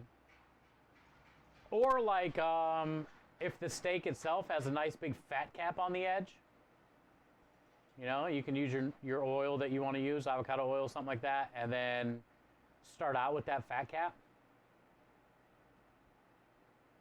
And hold it up with some tongs or something and sear that real good and let that get all up in that pan. Almost like cook it in its own fat. That'd be cool too.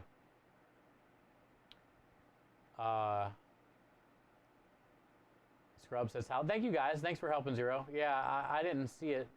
I was in there straining noodles, but thank you guys. Yeah. You all had great ideas. Yeah, everybody had good ideas there. So there's plenty of options right there. But yeah, lasagna turned out good, so I'm excited to see how it sells on Saturday. Creme brulee, 7 out of 10. But we're still gonna sell it. Creme brulee, 7 out of 10, but it'll be fine.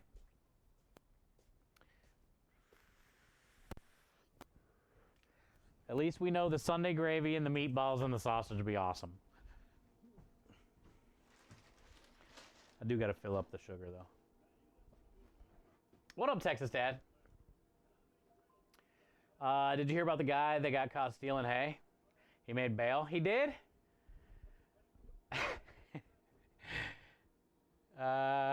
Hey, what up, Scrub? Thanks for being on the YouTuber with Double and Rebel. 7 out of 10, just to you? Yeah. Flavor was good. Consistency was a little weird. But definitely sellable. I definitely could do way better. And I will do way better. I just sent you a message on TikTok. It tells, boy. Tells you a lot about me.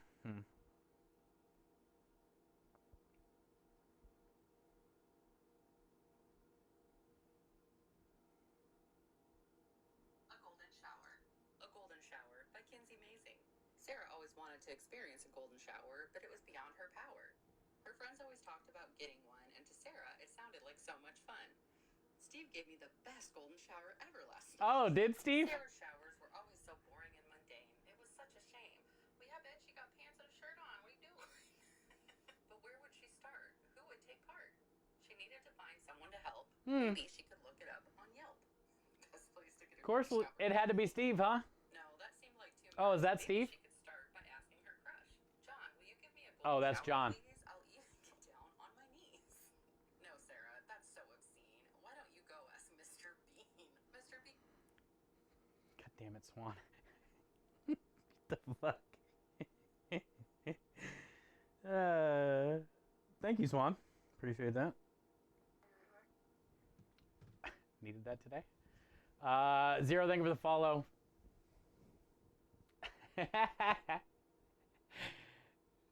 I like how because they use the word Steve in the book, it automatically reminded Swan of me. I don't golden shower people. Vampire Girl did ask me to pee on her one time, but I did not do it. I'm not saying maybe I didn't consider it. I'm just saying I didn't do it.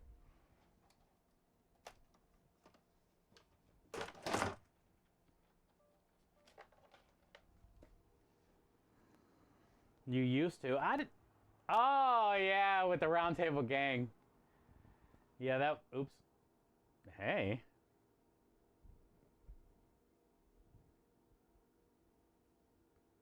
You see that?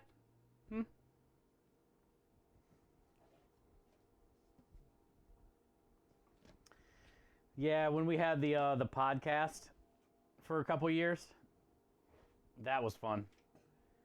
Good old Round Table Gang. And we had golden showers for all the resubs. I forgot about that. Thank you, Swan. Yeah, we had a second channel too. On top of all the other shit we did, we also had a second channel. With Rusty, Zero Brew, Chef Maurizio.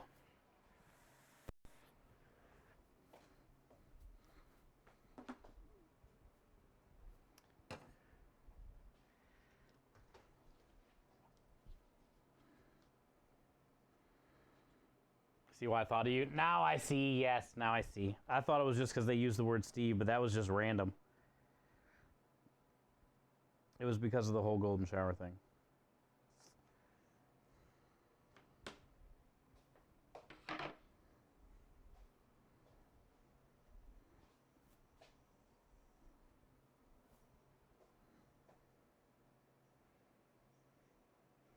Yo, what up, girly dope? McNizzle, good to see you, bud. Happy Thursday, everybody. I hope everybody's having a good day. I am having a great day. We got an easy prep day today. I'm happy with how the lasagna looks. You know, I'm pretty happy with how the creme brulee turned out. Happy enough to sell it.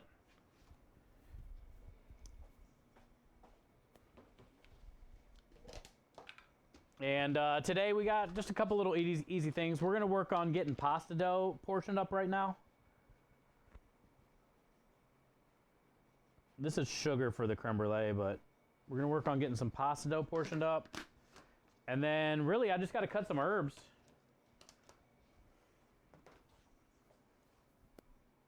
And then we'll check through the list, but mostly the rest of the stuff we can do tomorrow. We made all the sauces this week.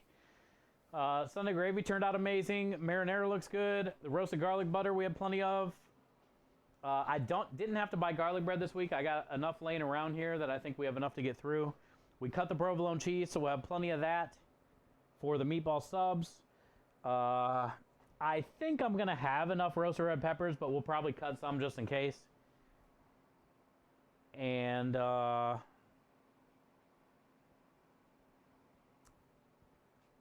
got all the sausage and the meatballs and the chicken and stuff like that pulled, so tomorrow we can kind of sort through it. We just got little things tomorrow, you know, would be like cut red peppers, fill up Parmesan, you know, load the truck with things, get all the pans up there in the spots they need to be, get all the dessert stuff up there. We made tiramisu this week.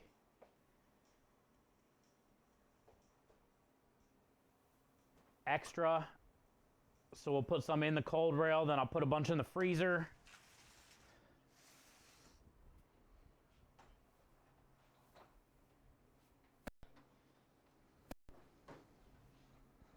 And hopefully we have a very busy, good service on Saturday. Hopefully we have a very busy, good service.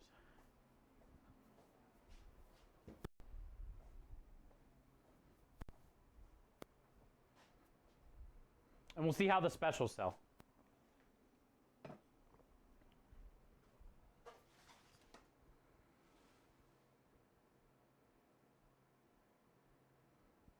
Really? Why are they cutting you off? Do you get like a choice of another dessert or anything? Or hoarding the apple? Or is it just like maybe too much sugar?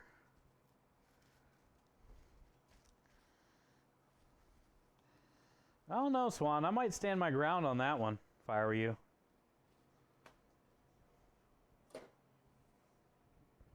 I would consider making a scene. But I know you and I are a little different, but, you know, between you and I, Swan, I don't know about anybody else in chat. Chat, if they said no more apple crisp, anybody else consider making a scene? You know what I mean?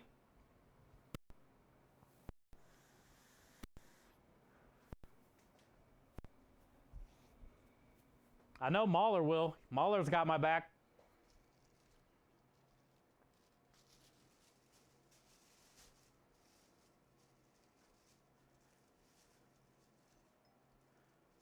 I'll have it tomorrow.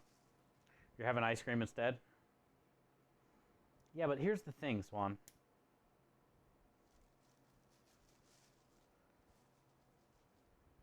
Here's the thing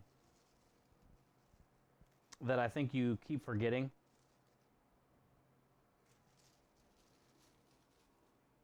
Your last name is Princess. Swan, Princess. So as far as I'm concerned, Swan, you should be getting apple crisp with a scoop of ice cream, regardless.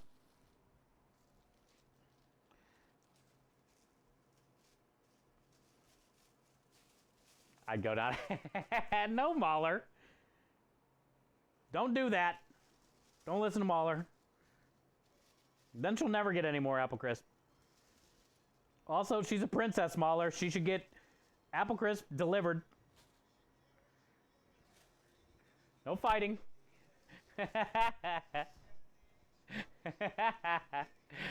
right, I've been through that past process for Swan Scrub. That sucks, dude. Really? They hoard the...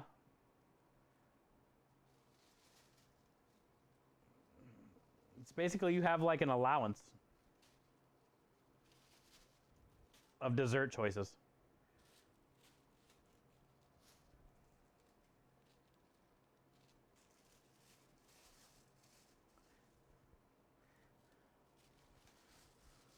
But I'm not wrong with apple crisp, like warm apple crisp with a scoop of vanilla ice cream on top is pretty fire.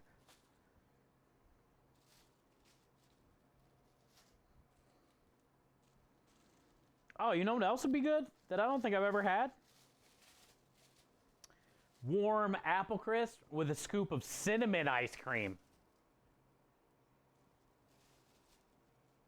You don't get cinnamon ice cream a lot, and I bet it would be great with apple crisp.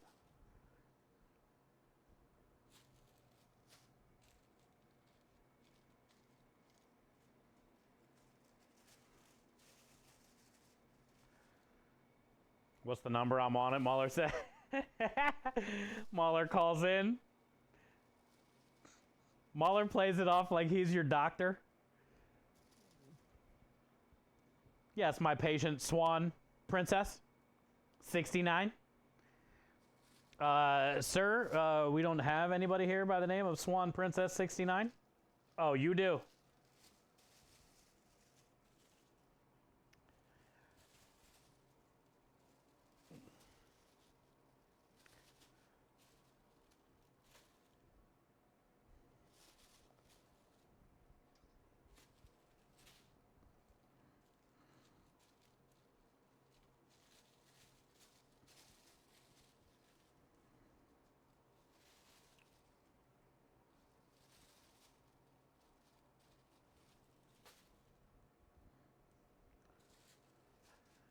They barely speak English.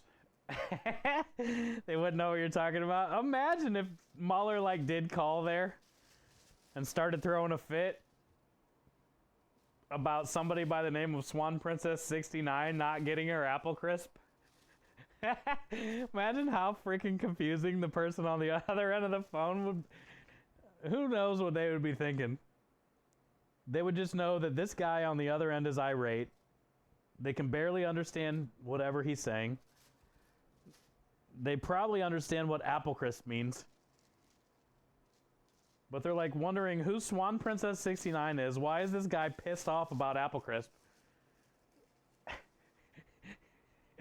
That would be such a weird day for that lady, whoever answers the phone.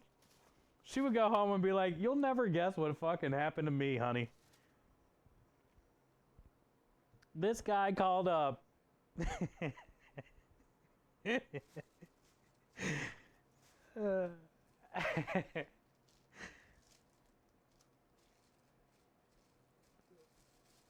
long as he has a room number. I'm just saying, like, just call the hospital itself, like the front desk lady that has no idea what the fuck's going on about anything. And he just starts going off about the apple crisp and Swan Princess. She's guaranteed to think he's on drugs.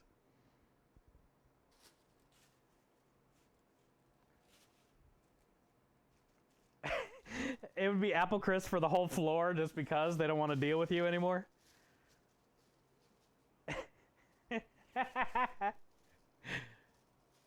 Yo, it's snowing. I heard it's supposed to be getting pretty bad again, Scrub. Is it one of the good snows with like the real big snowflakes, or is it going to be like one of those soupy disaster ones? Slushy madness.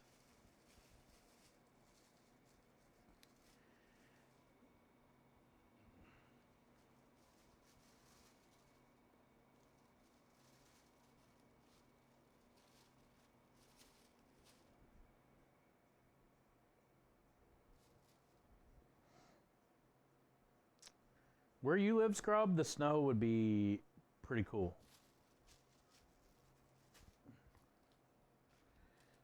It would just look awesome, probably.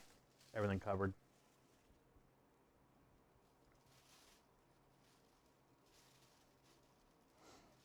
We might actually get some next week.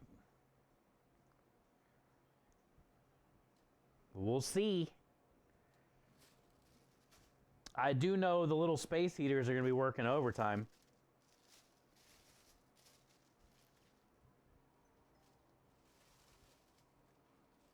Medium flurry, okay.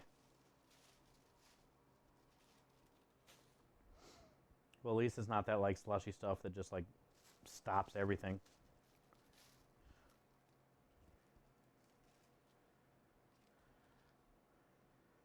Manja. God dang, girl, I feel so bad for you. And the dog fucking is probably hating it too. Dog is like, why are we here again?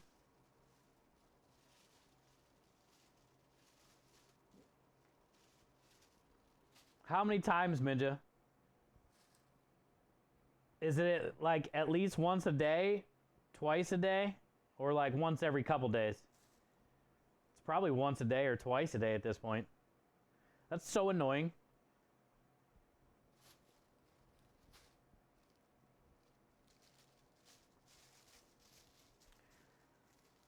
Gotta go shovel a path so the dog can get through.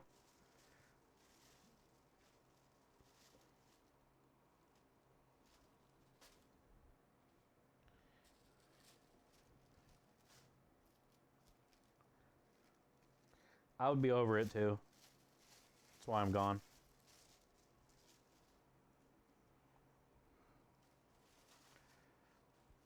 Oh, yours never totally went away. Kind of makes sense.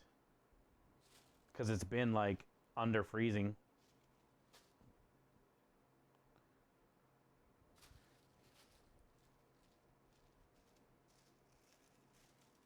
A few days in a row, you had to keep yeah, that means it's annoying. And it's not warming up to like above freezing, so it's all just staying there.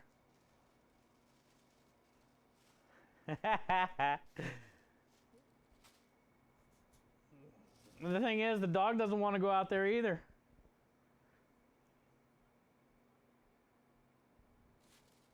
It's a lose-lose for both involved in that situation.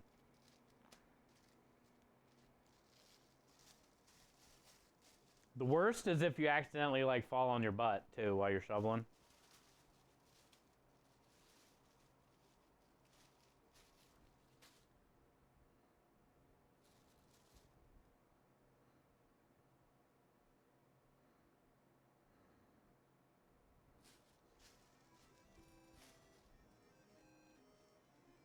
Yo, really?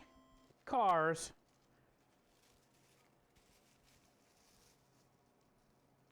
Cars coming in with the 5 months. Love the truck bed. Let's go. Yeah, you got the bright green flames. But guess what, Cars? Thank you for the 5 nonetheless. The 6th month resub is my personal favorite. Because you're going to get blue flames next. And I think the blue ones look the best. That's just me, though. But thank you for the 5. Appreciate you. Thank you for all the support. Enjoy the wieners. And the Wiggle Spamler. Just really go to the type. Thanks, man. Very nice of you. It's been a blessing to have you around. 1 more month to the best truck ever. Minja will disagree. She likes the purple. Which also, I feel bad because she doesn't have now. I wish there was a way for me to, like, personally... You know what I need to do? No, I don't know. Because I think she's at 32 months. I could make, like, the next one that comes up after the 32, whatever that is, back the purple color, I think. I could do that, because I don't think anybody else would complain that's at the 30, 40 month if they got a purple one.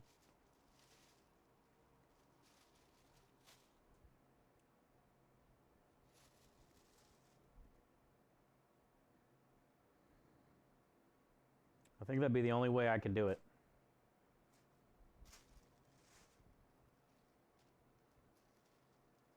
It's the Cosmic Irony purple, too, which is the best purple. Had to stable 5 inches or so with the last temps have been, yeah, in the teens, so that it just stays there. Yeah. I didn't realize it's been that way in Ohio, too. Minja said it's just been in the 20s or teens.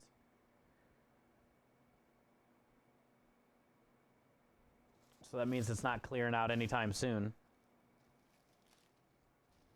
And next week's supposed to get worse. If it's going to be bad here, who knows what it's going to be bad there, like what it's going to be like there.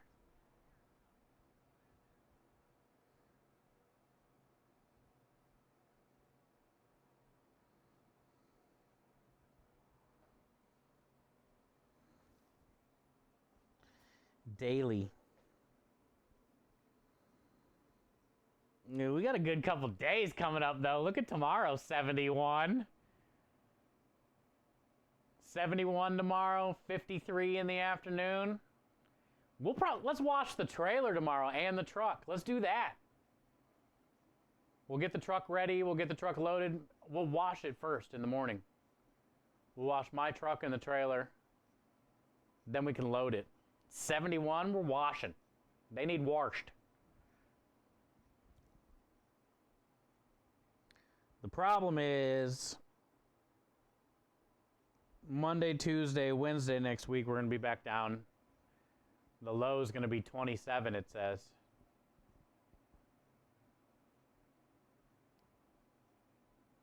But Thursday is supposed to be rain, high of 50, which kind of sucks for our job.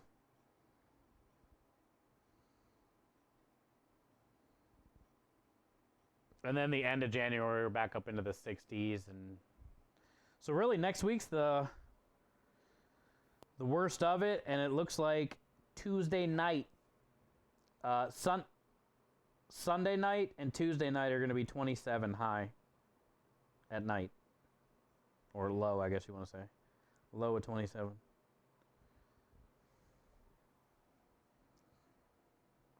But then it looks like Wednesday, Thursday, Friday. Basically, once we get past Thursday, we don't need those space heaters anymore. So we'll just finish out next week with the space heaters, because we'll probably need them on the truck maybe anyway for while we're service, but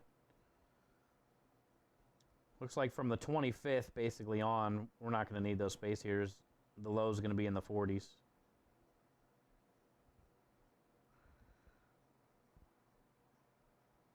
So we just got to get through this week. I'm not sure if we've lost power anytime.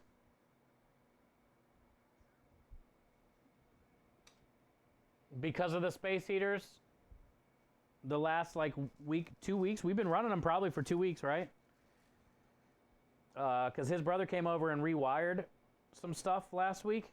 So I don't know if we've popped a breaker since then.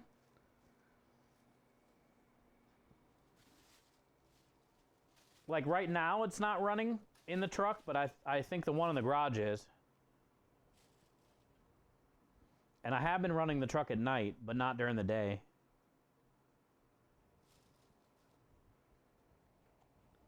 Does this work? Hell yeah, Cars. This also tells me a lot about you. Disgusting. This also tells me a lot about you. Are you going to stream it? Are we going to stream what? What is it? I forget. What were we talking about?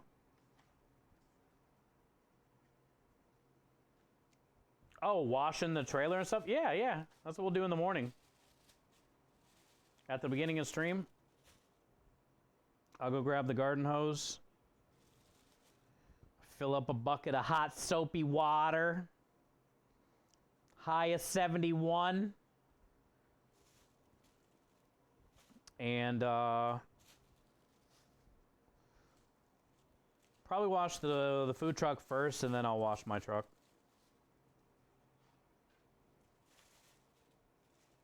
And then we can start loading the truck and finishing up, roasted red peppers and the last little bit of prep or whatever we got to do. They definitely need wash. I know my truck needs wash for sure, but like the trailer itself definitely needs wash too. It's been probably over a month, if not longer. And there was supposed to be somebody come filming us on the truck a couple weeks ago, and that fell through. I don't know what's going on with that, but I remember I wanted to wash the truck anyway before that, and then that kind of fell through, and I still haven't washed the truck, so the food truck definitely needs washing, and tomorrow will be a great day to do it.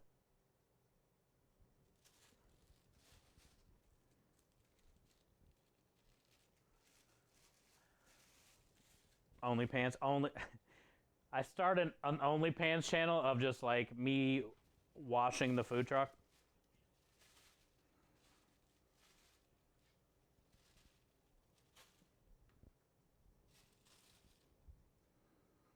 Hi, Kylie. How you doing?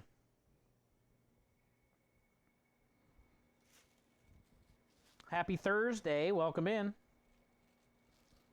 Look at all of our nudes. We got a lot.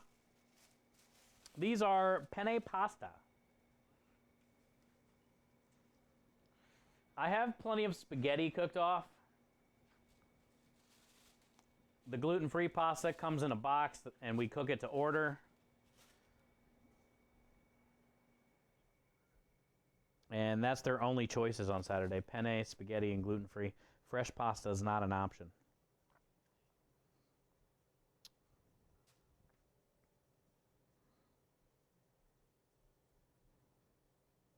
So we're just getting the penne cooked in portions today. Spaghetti's already done. Gluten-free's already done.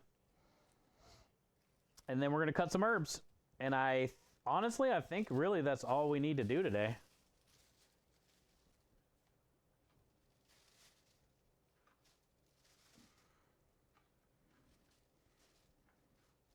And then tomorrow we'll get everything up there loaded in its spot where it needs to be. I got to take all those pans out of the second oven tomorrow too. Because I got to use both ovens on Saturday morning. Because I got to fire meatballs, which I think I'm going to fire probably just 2 packs, which is 16 orders. It's not like we're going there for a New Year's Eve service on Saturday. So I'll probably just fire 2 packs and bring 2 packs that I can fire if need be. And then sausage, I'll probably fire like 12. Bring a couple extra packs. Chicken, I know I got 2.5 packs out there, which is like probably 12, 14 breasts. I'm going to fire both of those lasagnas.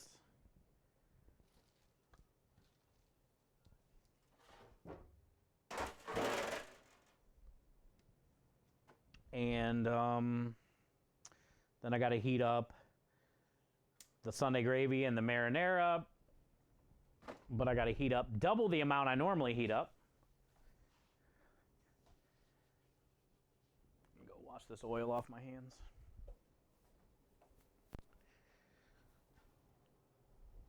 Because if we're any type of busy, we're probably going to need a backup sauce.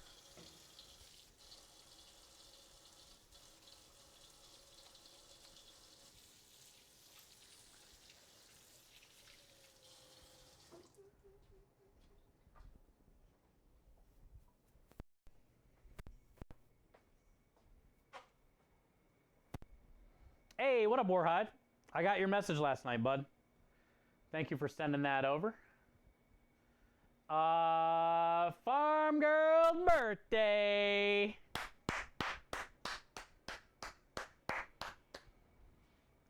We have been waiting for this moment for a whole year, Farm Girl. Good to see you today. Happy birthday. You are amazing in every way.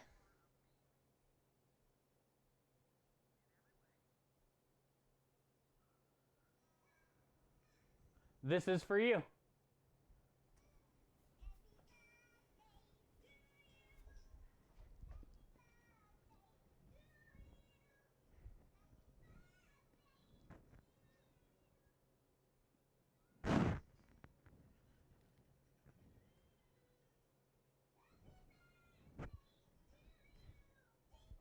Bing bong.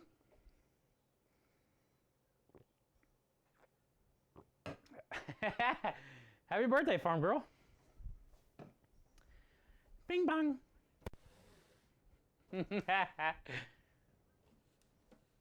Oh, pasta noodle. Yeah, it's a pasta noodle.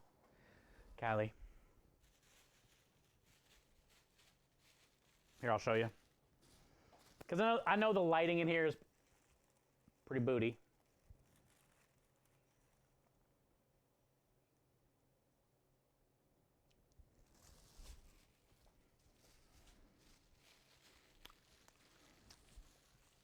Farm Girl. Off the top of my head,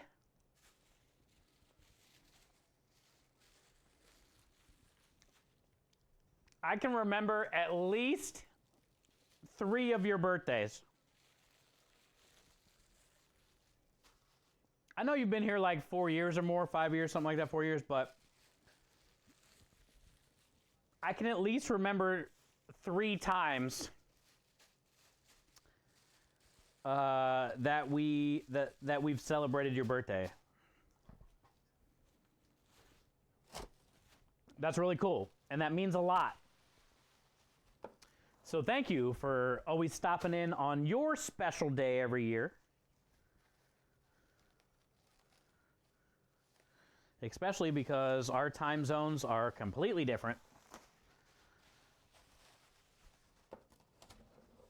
So thank you. Happy birthday. Hi, Chris. You're sexy butt. Don't you sexy butt me, sexy butt. Can't triple stamp a sexy butt. No takesies backsies.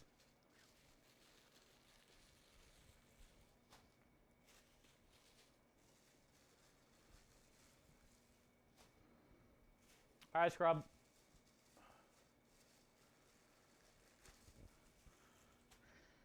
Yeah, Warhide sent me his command yesterday. Aki's going to be figuring out his new command.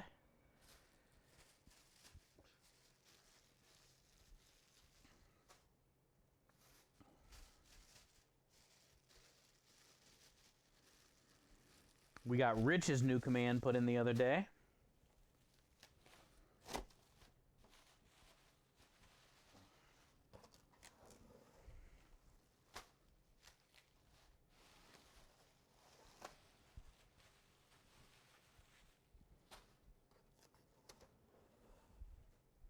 Will be ages.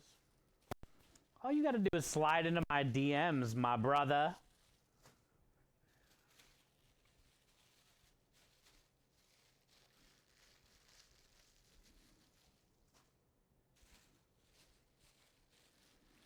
We know a guy that knows a guy, Rui. Know what I'm saying? You owe me a command? You never messaged me. What do you want me to do? Think of my own command? That's not how this shit works. There's a few of you out there that have redeemed commands that haven't said anything or reminded me, or maybe you sent something and I missed it. The only ones I got that I know of right now are Warhide and Aki, and I'm still waiting on him to send it to me.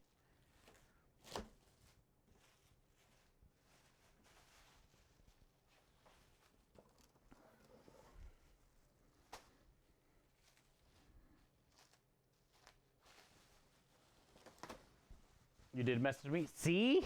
See? It happens. Okay, so now I got you, Warhide, and Aki. I'll work on that then tonight. I'll find what you sent me. Yeah, it happens all the time. You just got to help stay on top. Wait. You got to remind me.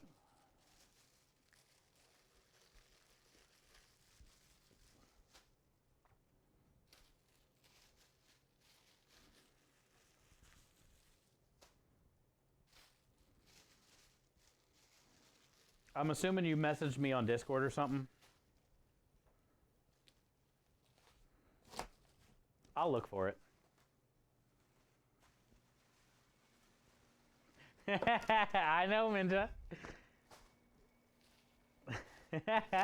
I didn't say you directly, but I might have been side-eyeing, and of course you noticed.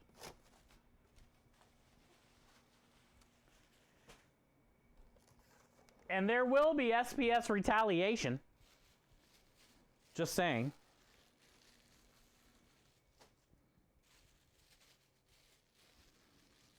As a direct response to CPS 2.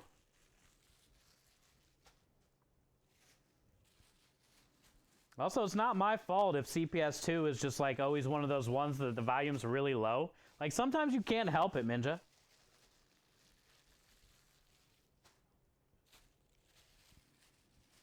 Sometimes like you try and the volume just won't get any louder, you know, and you just got to deal with it.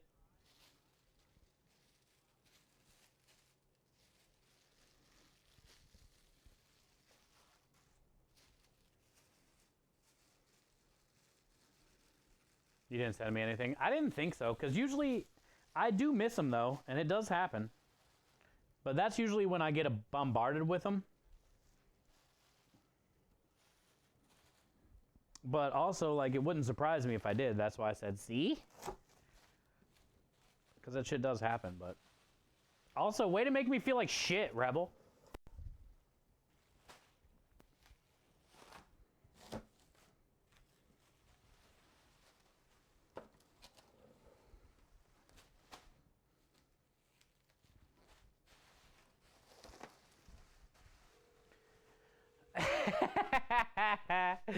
Whatever, Matt. This is between Rebel and I.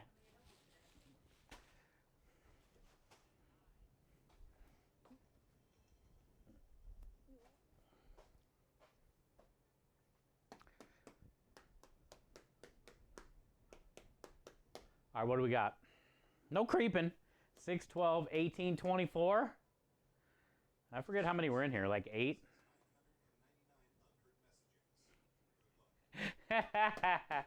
Maverick, thank you for being the homie. Somebody's got my back at least.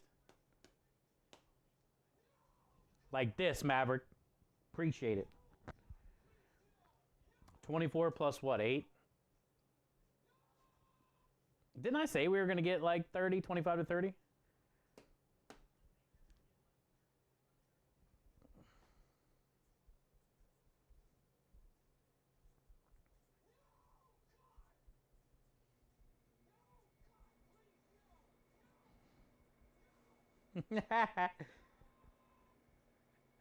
Hey, what up, John?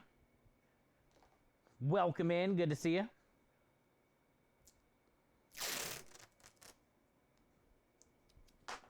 We got a pretty easy, chill day. We're almost done. I just needed to cook off a bunch of penne pasta for our job on Saturday.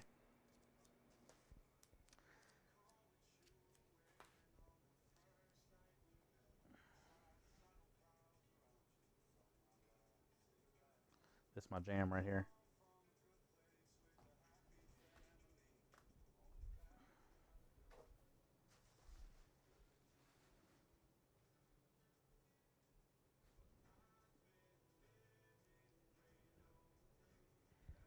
I'll claim an unused command. Okay, thank you.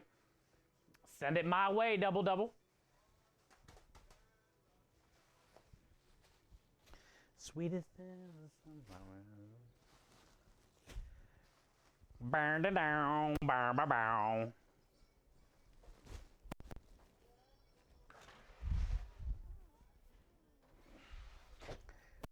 It's somebody.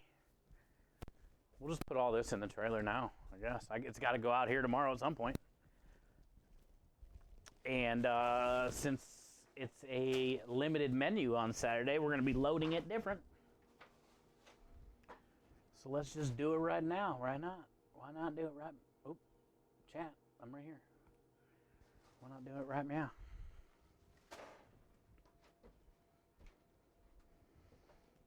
Put them all over here for now.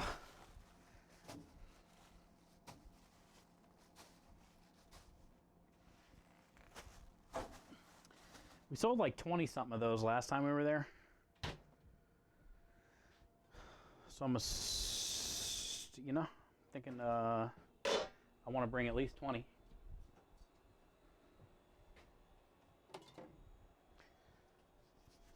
Need to make some more salt and pepper. I want Rebel singing Pineapple Pen. Really? You got to work that out with Rebel then. Because she would have to record it and send it to me.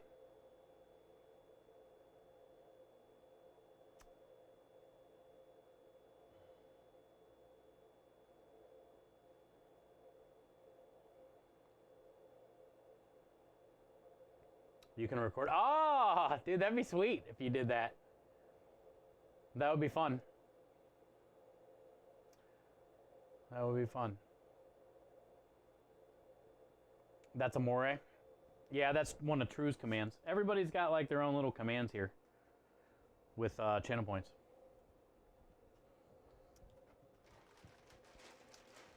That one's one of True's.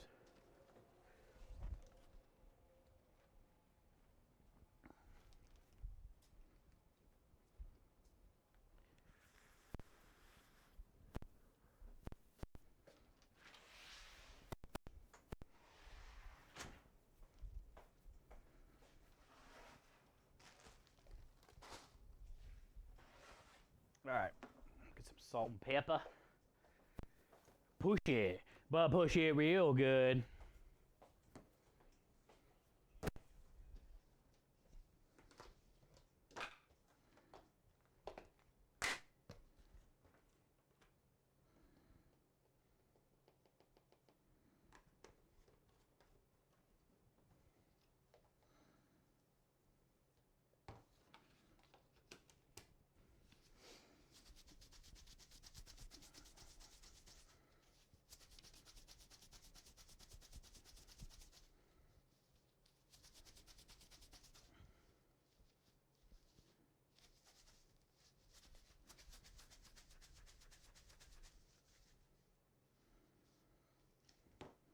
Looks pretty good to me. All right, so let's grab some herbs now.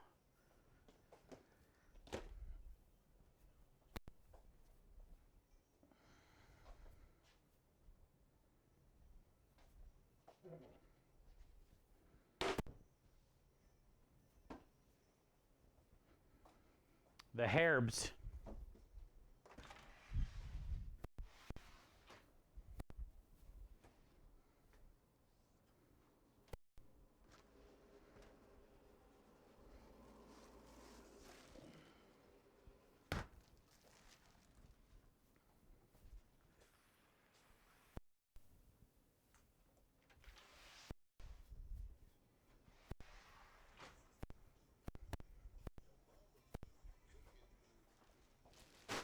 I came back into the booty song.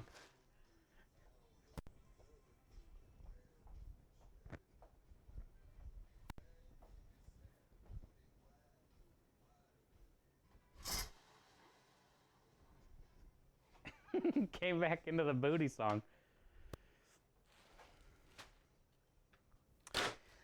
Double wide booty.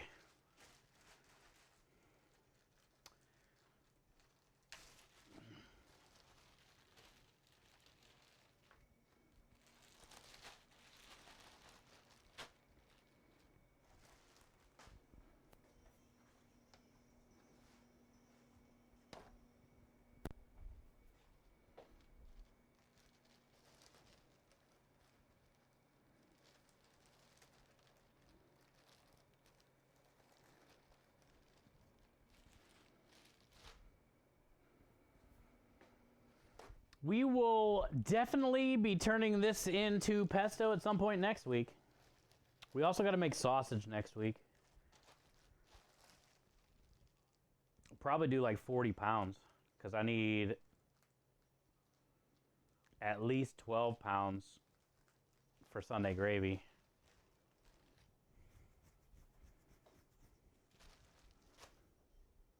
I might do 16 pounds if I do 40 pounds for Sunday gravy. And then the rest will case.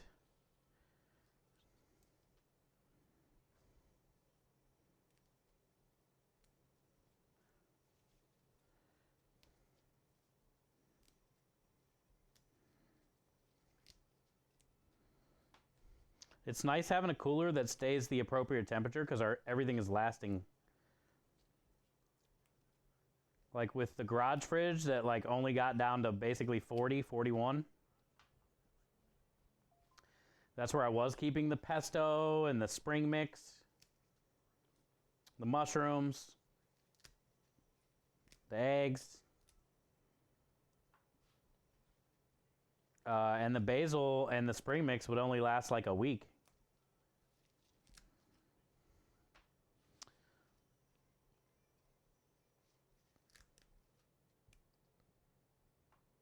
Everything is lasting way longer now with the better coolers.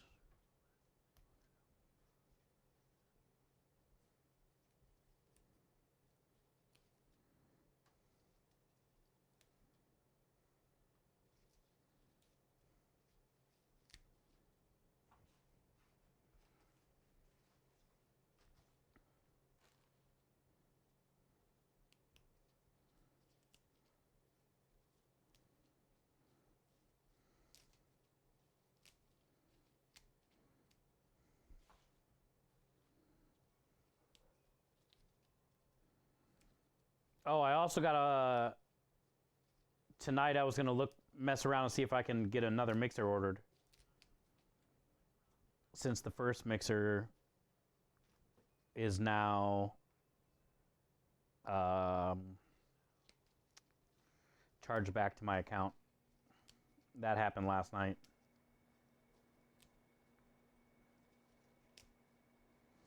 Problem is now there's like no sales. So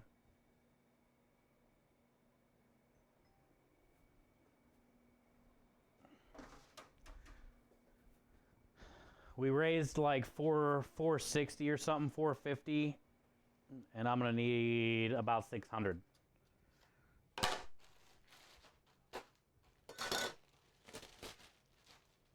But I'll see if I can find something. I will check eBay again. I just will make sure it's not from somebody from California, just in case. Got him. Yo, what up, chef? Hello. We are picking herbs, you know. You know how it goes.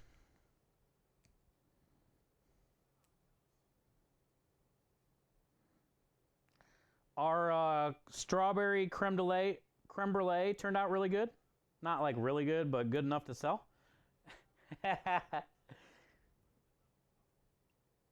And the lasagnas we made yesterday, I'm going to cook them off on Saturday, but oh my lordy, chef.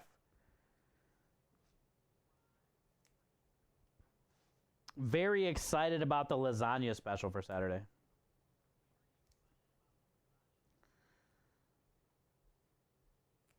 Just the way the, you know, we rolled out all that spinach dough and turned it into sheets and then par cooked it and shocked it and all that. It felt so good.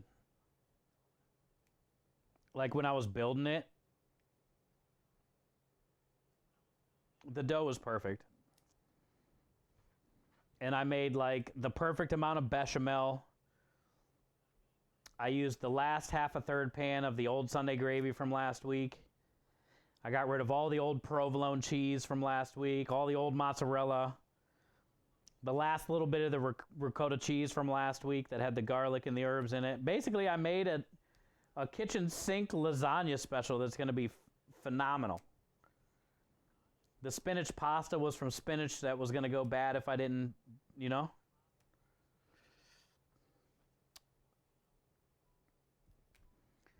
So that's always cool. Like, that's the fun part about being a chef. Turning a bunch of old shit into something else and then reselling it, making money on it. And have it being good. Because last night I had a few pieces of the pasta left. A couple sheets left. Little bit of gravy. Little bit of mozzarella. No more bechamel or ricotta or anything. But I made some like lasagna roll-ups for Creme and I. It was so good. Like the texture of the noodles were perfect. I love fresh pasta in lasagna raw, don't get me wrong, or the kind you can get at the store that's like dried and you just bake. Like it works, it makes a good lasagna, but there's something about fresh and then par cooked. It gives it like a cool little texture chew.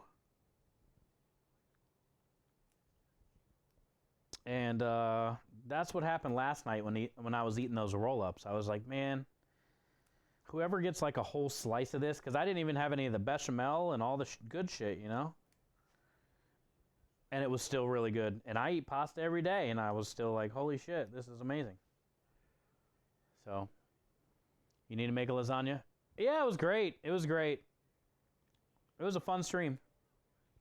We made a full-size shallow hotel pan, which I think still had like 5 layers, if not more. And then I made a half-size, 4-inch deep hotel pan, so we got a full and a half, which I'm thinking I should get about 20 portions for Saturday. And we're going to be at the winery again. So honestly, like 20 portions, we should be able to sell out. We should be able to sell out. The only thing that's going to kind of slow me down a little bit on Saturday is going to be these creme brulees. If they start selling like hotcakes, like sitting there torching every brulee, will definitely slow me down a little bit, you know?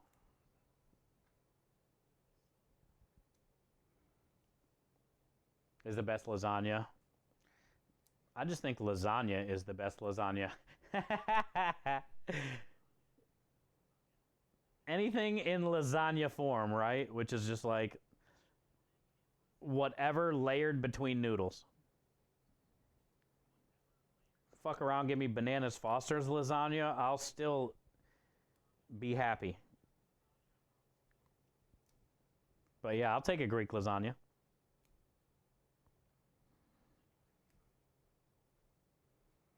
Was very good. Yeah, it was really good. So I know the customers are going to like it.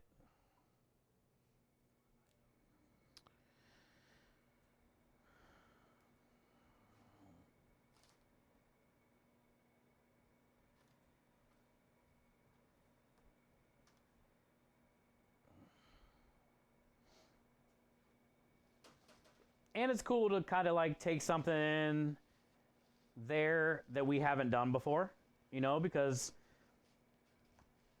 I don't know how many of the people there maybe have never had our truck, or how many people there have had our truck.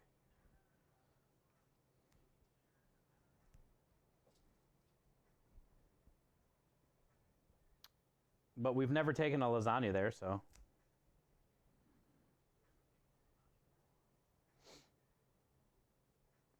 It should be an easy sell. Just a classic meat lasagna, Sunday gravy, bechamel, and cheese.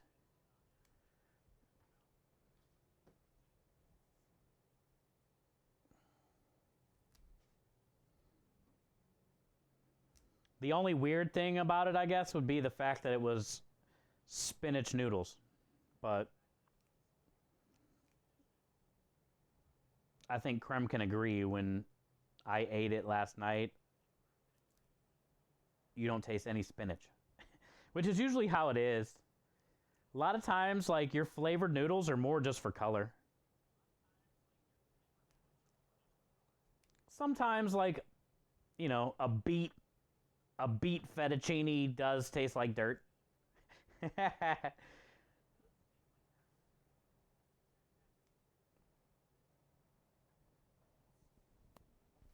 But spinach, not really. Oh, also, Krem, if you're still here, I don't know what's going on with the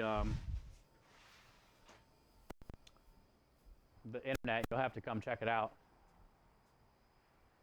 What's this noise I hear? Oh, it's a truck unloading a van. I got the Ethernet cable plugged in to More Than Pasta, but it's not showing up, just the Wi-Fi. So I don't know if the box needs reset, which it doesn't matter anyway, because we Wi-Fi whatever job we go to. Even if I'm plugged in, but still, like, usually when I'm plugged in, it will be the Ethernet logo in the bottom right of the screen, not the Wi-Fi logo, you know?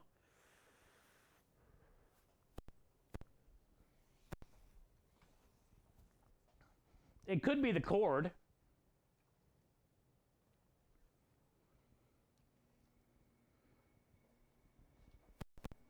Oh, it's got the More Than Pasta network.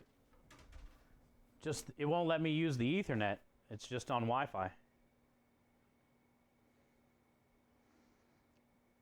So then on my PC, there's like 2 bars. But then you look on the router outside and it's got like 3 or 4 bars. But it's still weird that I have the Ethernet cable plugged into it and into my computer, and it's just not reading it, you know? And it could be the wire, but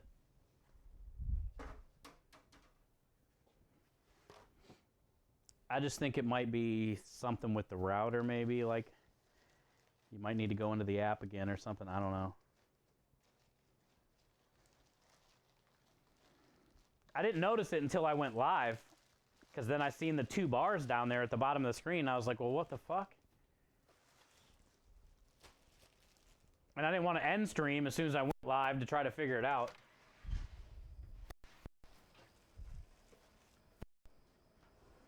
Because we Wi-Fi anyway when we're on a job. But even then, the little Ethernet thing shows up at the bottom right of my screen.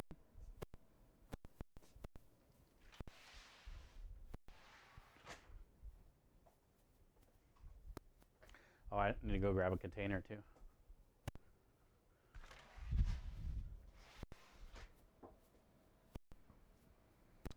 Engine brought us an extra wire, and I'm sure I got extra wires too. It very well could be the wire.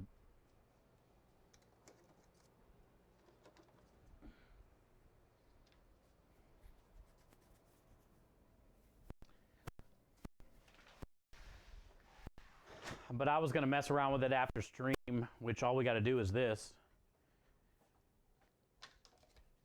And then once I'm not live, I can play around with the internet. Try different cable. Not yet. Yeah, I was going to do that after stream.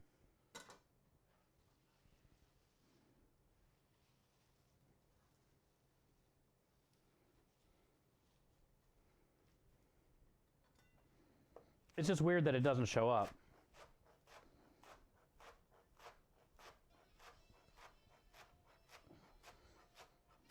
Like, even when you right click and go to the internet settings, under Ethernet, it doesn't even show up there, you know?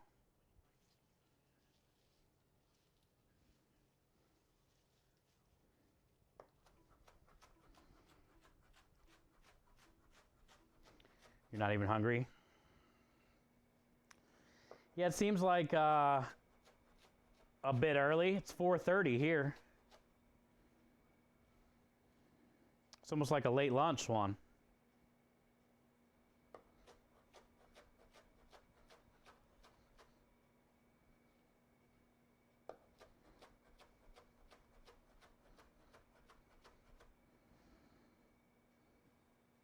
Well, I would say at least eat your ice cream. And save the other stuff for later. Eat some ice cream, maybe take a little nappy. Wake up, eat some dinner, then take another little nappy. You did? Hell yeah. Smart. Very smart, Swan.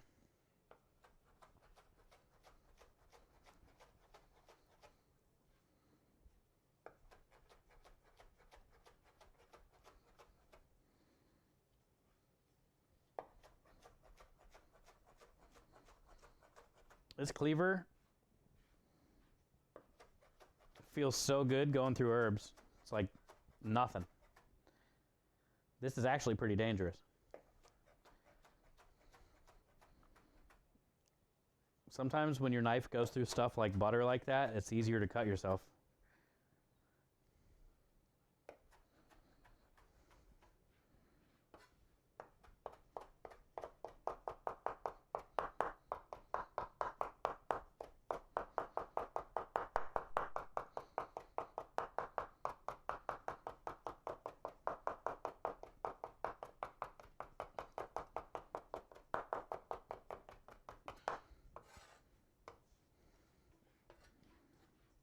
Are you helping me cut it? Are you bonking my herbs?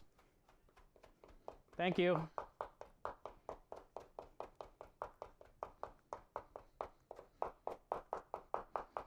You'll flatten them out for me?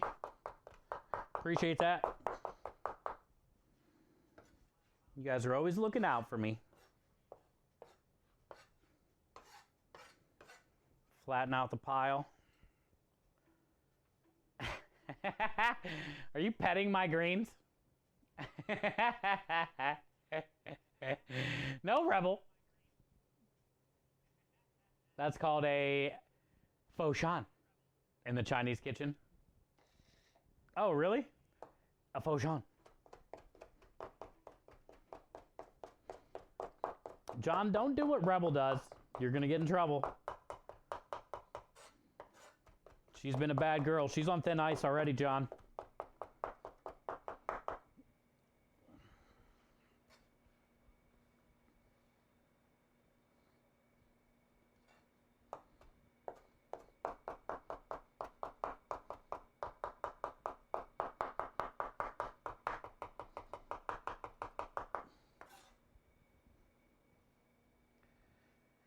Remember the weird eating times, like 7:30 to 1, 6. Yeah, at the hospital. Yeah, why do they do that? Does it go on like their shift patterns?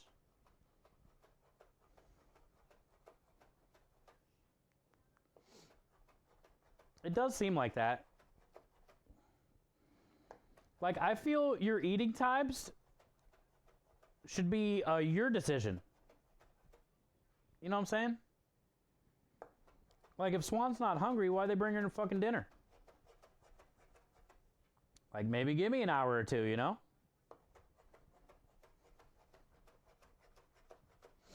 Or at least let me get high first. You know, Swan?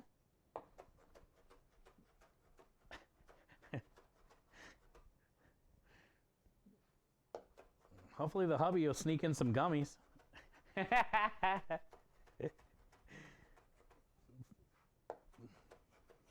For your headaches, of course. And your cataracts.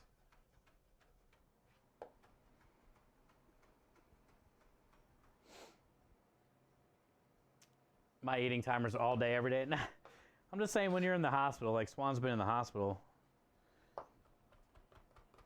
And they do be bringing her food sometimes at some weird times.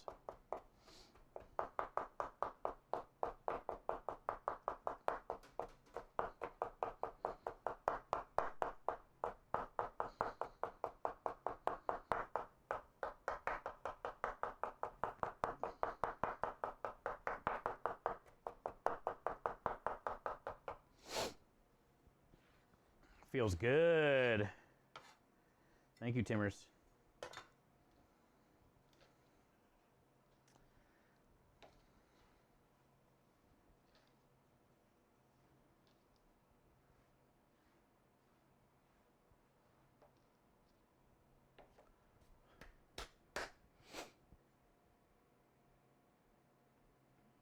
I used to get hospital mashed potatoes when I was there. Those are probably really good.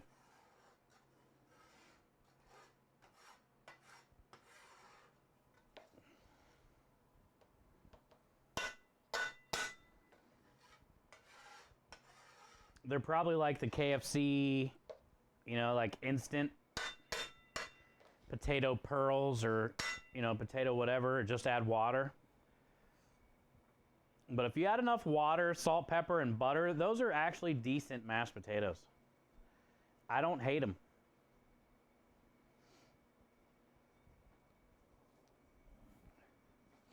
Have you guys ever seen the potato pearls?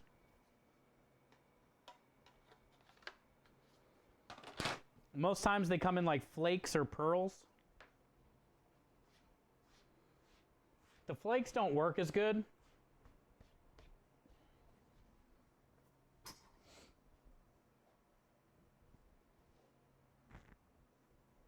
The flakes don't work as good for this situation, but if you ever do see potato pearls like in a bag, especially like buttered flavored potato pearls, just add water type shit,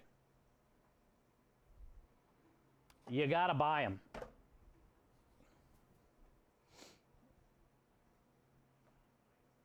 You can leave them how they are.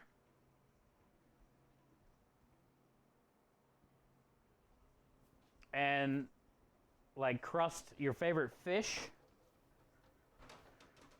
Sear them, you know, sear it on top of your favorite fish. You can grind them up a little bit and add some breadcrumbs and use them for like chicken fingers, chicken breast. Like use them as a breading, basically. It's so good.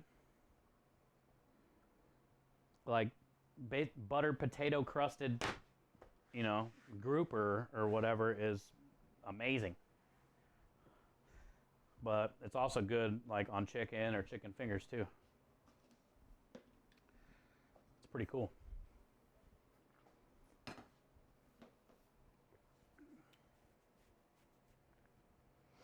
You've been watching on YouTube lately? My favorite fish is no fish. Are you ignoring the bonk? I hear the bonk. I say no bonking.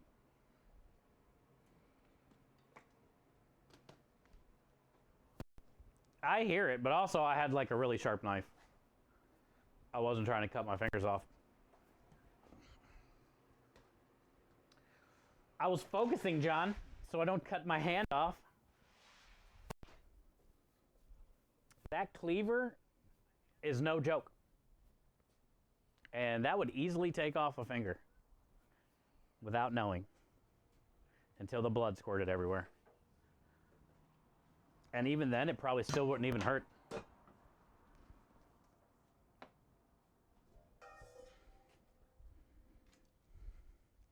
But you would definitely have to retrieve your finger and put it in a Ziploc bag and drive to the hospital very fast. And hope they can sew it back together.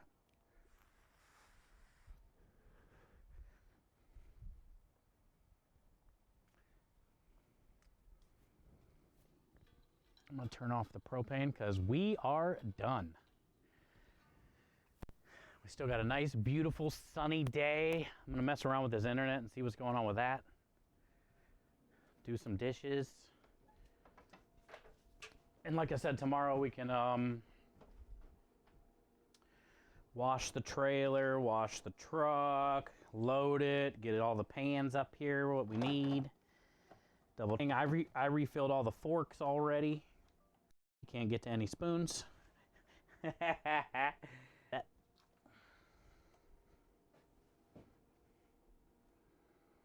Stop the bleeding fast. Yeah, you'll probably have to do like a tourniquet. That knife is like scary sharp, dude. Like I use knives a lot and I'm even scared using that thing.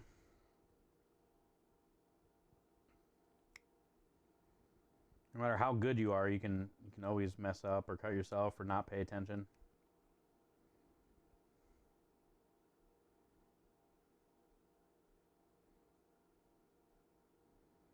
Well, we did it, chat.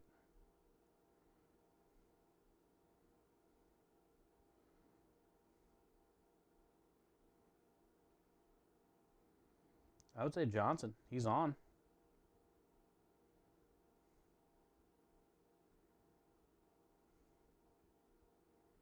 We can go show him some love. Did you cut off your fingers? No, John.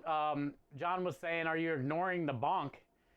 And I was like, "Kinda. I hear it, but I wasn't looking because I didn't want to cut my fingers off."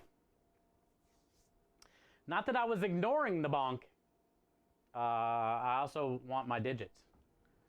Just my digits. You're out of bonk for now. You used all your bonk money? That's funny. Well, thank you, Rebel, for all the bonks. All right, so yeah, we're gonna go hang out with Johnson. Pretty happy, I guess, with our progress this week. Like, I do wish that Friday job didn't get canceled, but you know, it is what it is. Tomorrow we got a decent amount of stuff, little things to do. You know, get some Parmesan cheese up here, get all the noodles and chicken, all the backup meats, everything in its spot. Make sure we have plenty of things. All the other little things, you know, like bags, towels, napkins, whatever. Also, we will be washing, I guess tomorrow we can start out by washing the trailer and my truck. Since it's going to be nicer in the afternoon tomorrow, and then we can get to loading everything and whatnot. But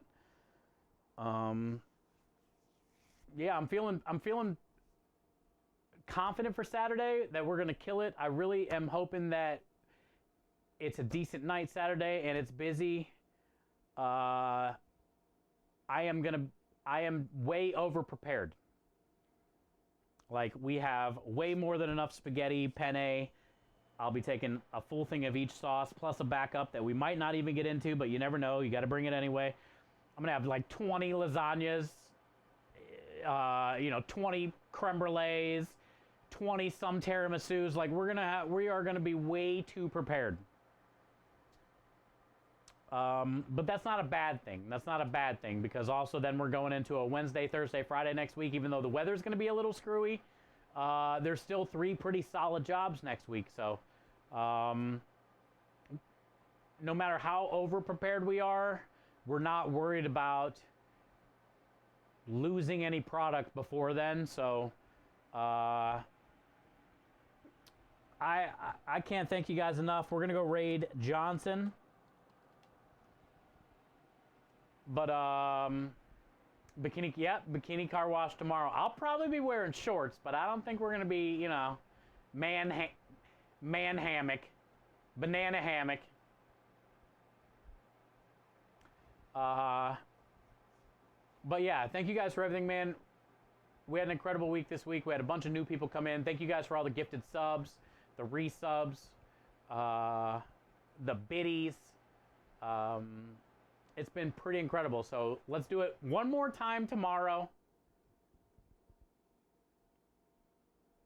Make sure we're double checked and everything is ready. And then let's hope for a great day Saturday night. Remember, Saturday, we're probably not going to be live until... Actually, I don't know. I got to look at the time. I think we got to be there at 5. But maybe that was a New Year's Eve thing. I don't know. We'll check the time tomorrow, too. I'm not 100% sure on the time. So Saturday might be a little later stream getting started, but we'll find out tomorrow. Let's go say hi to Johnson. Thank you guys for being a part of my life. Thank you for being a part of this community. You're the best. Go give this man a follow if you haven't already. Maybe you'll win a knife. You never know. See you guys tomorrow.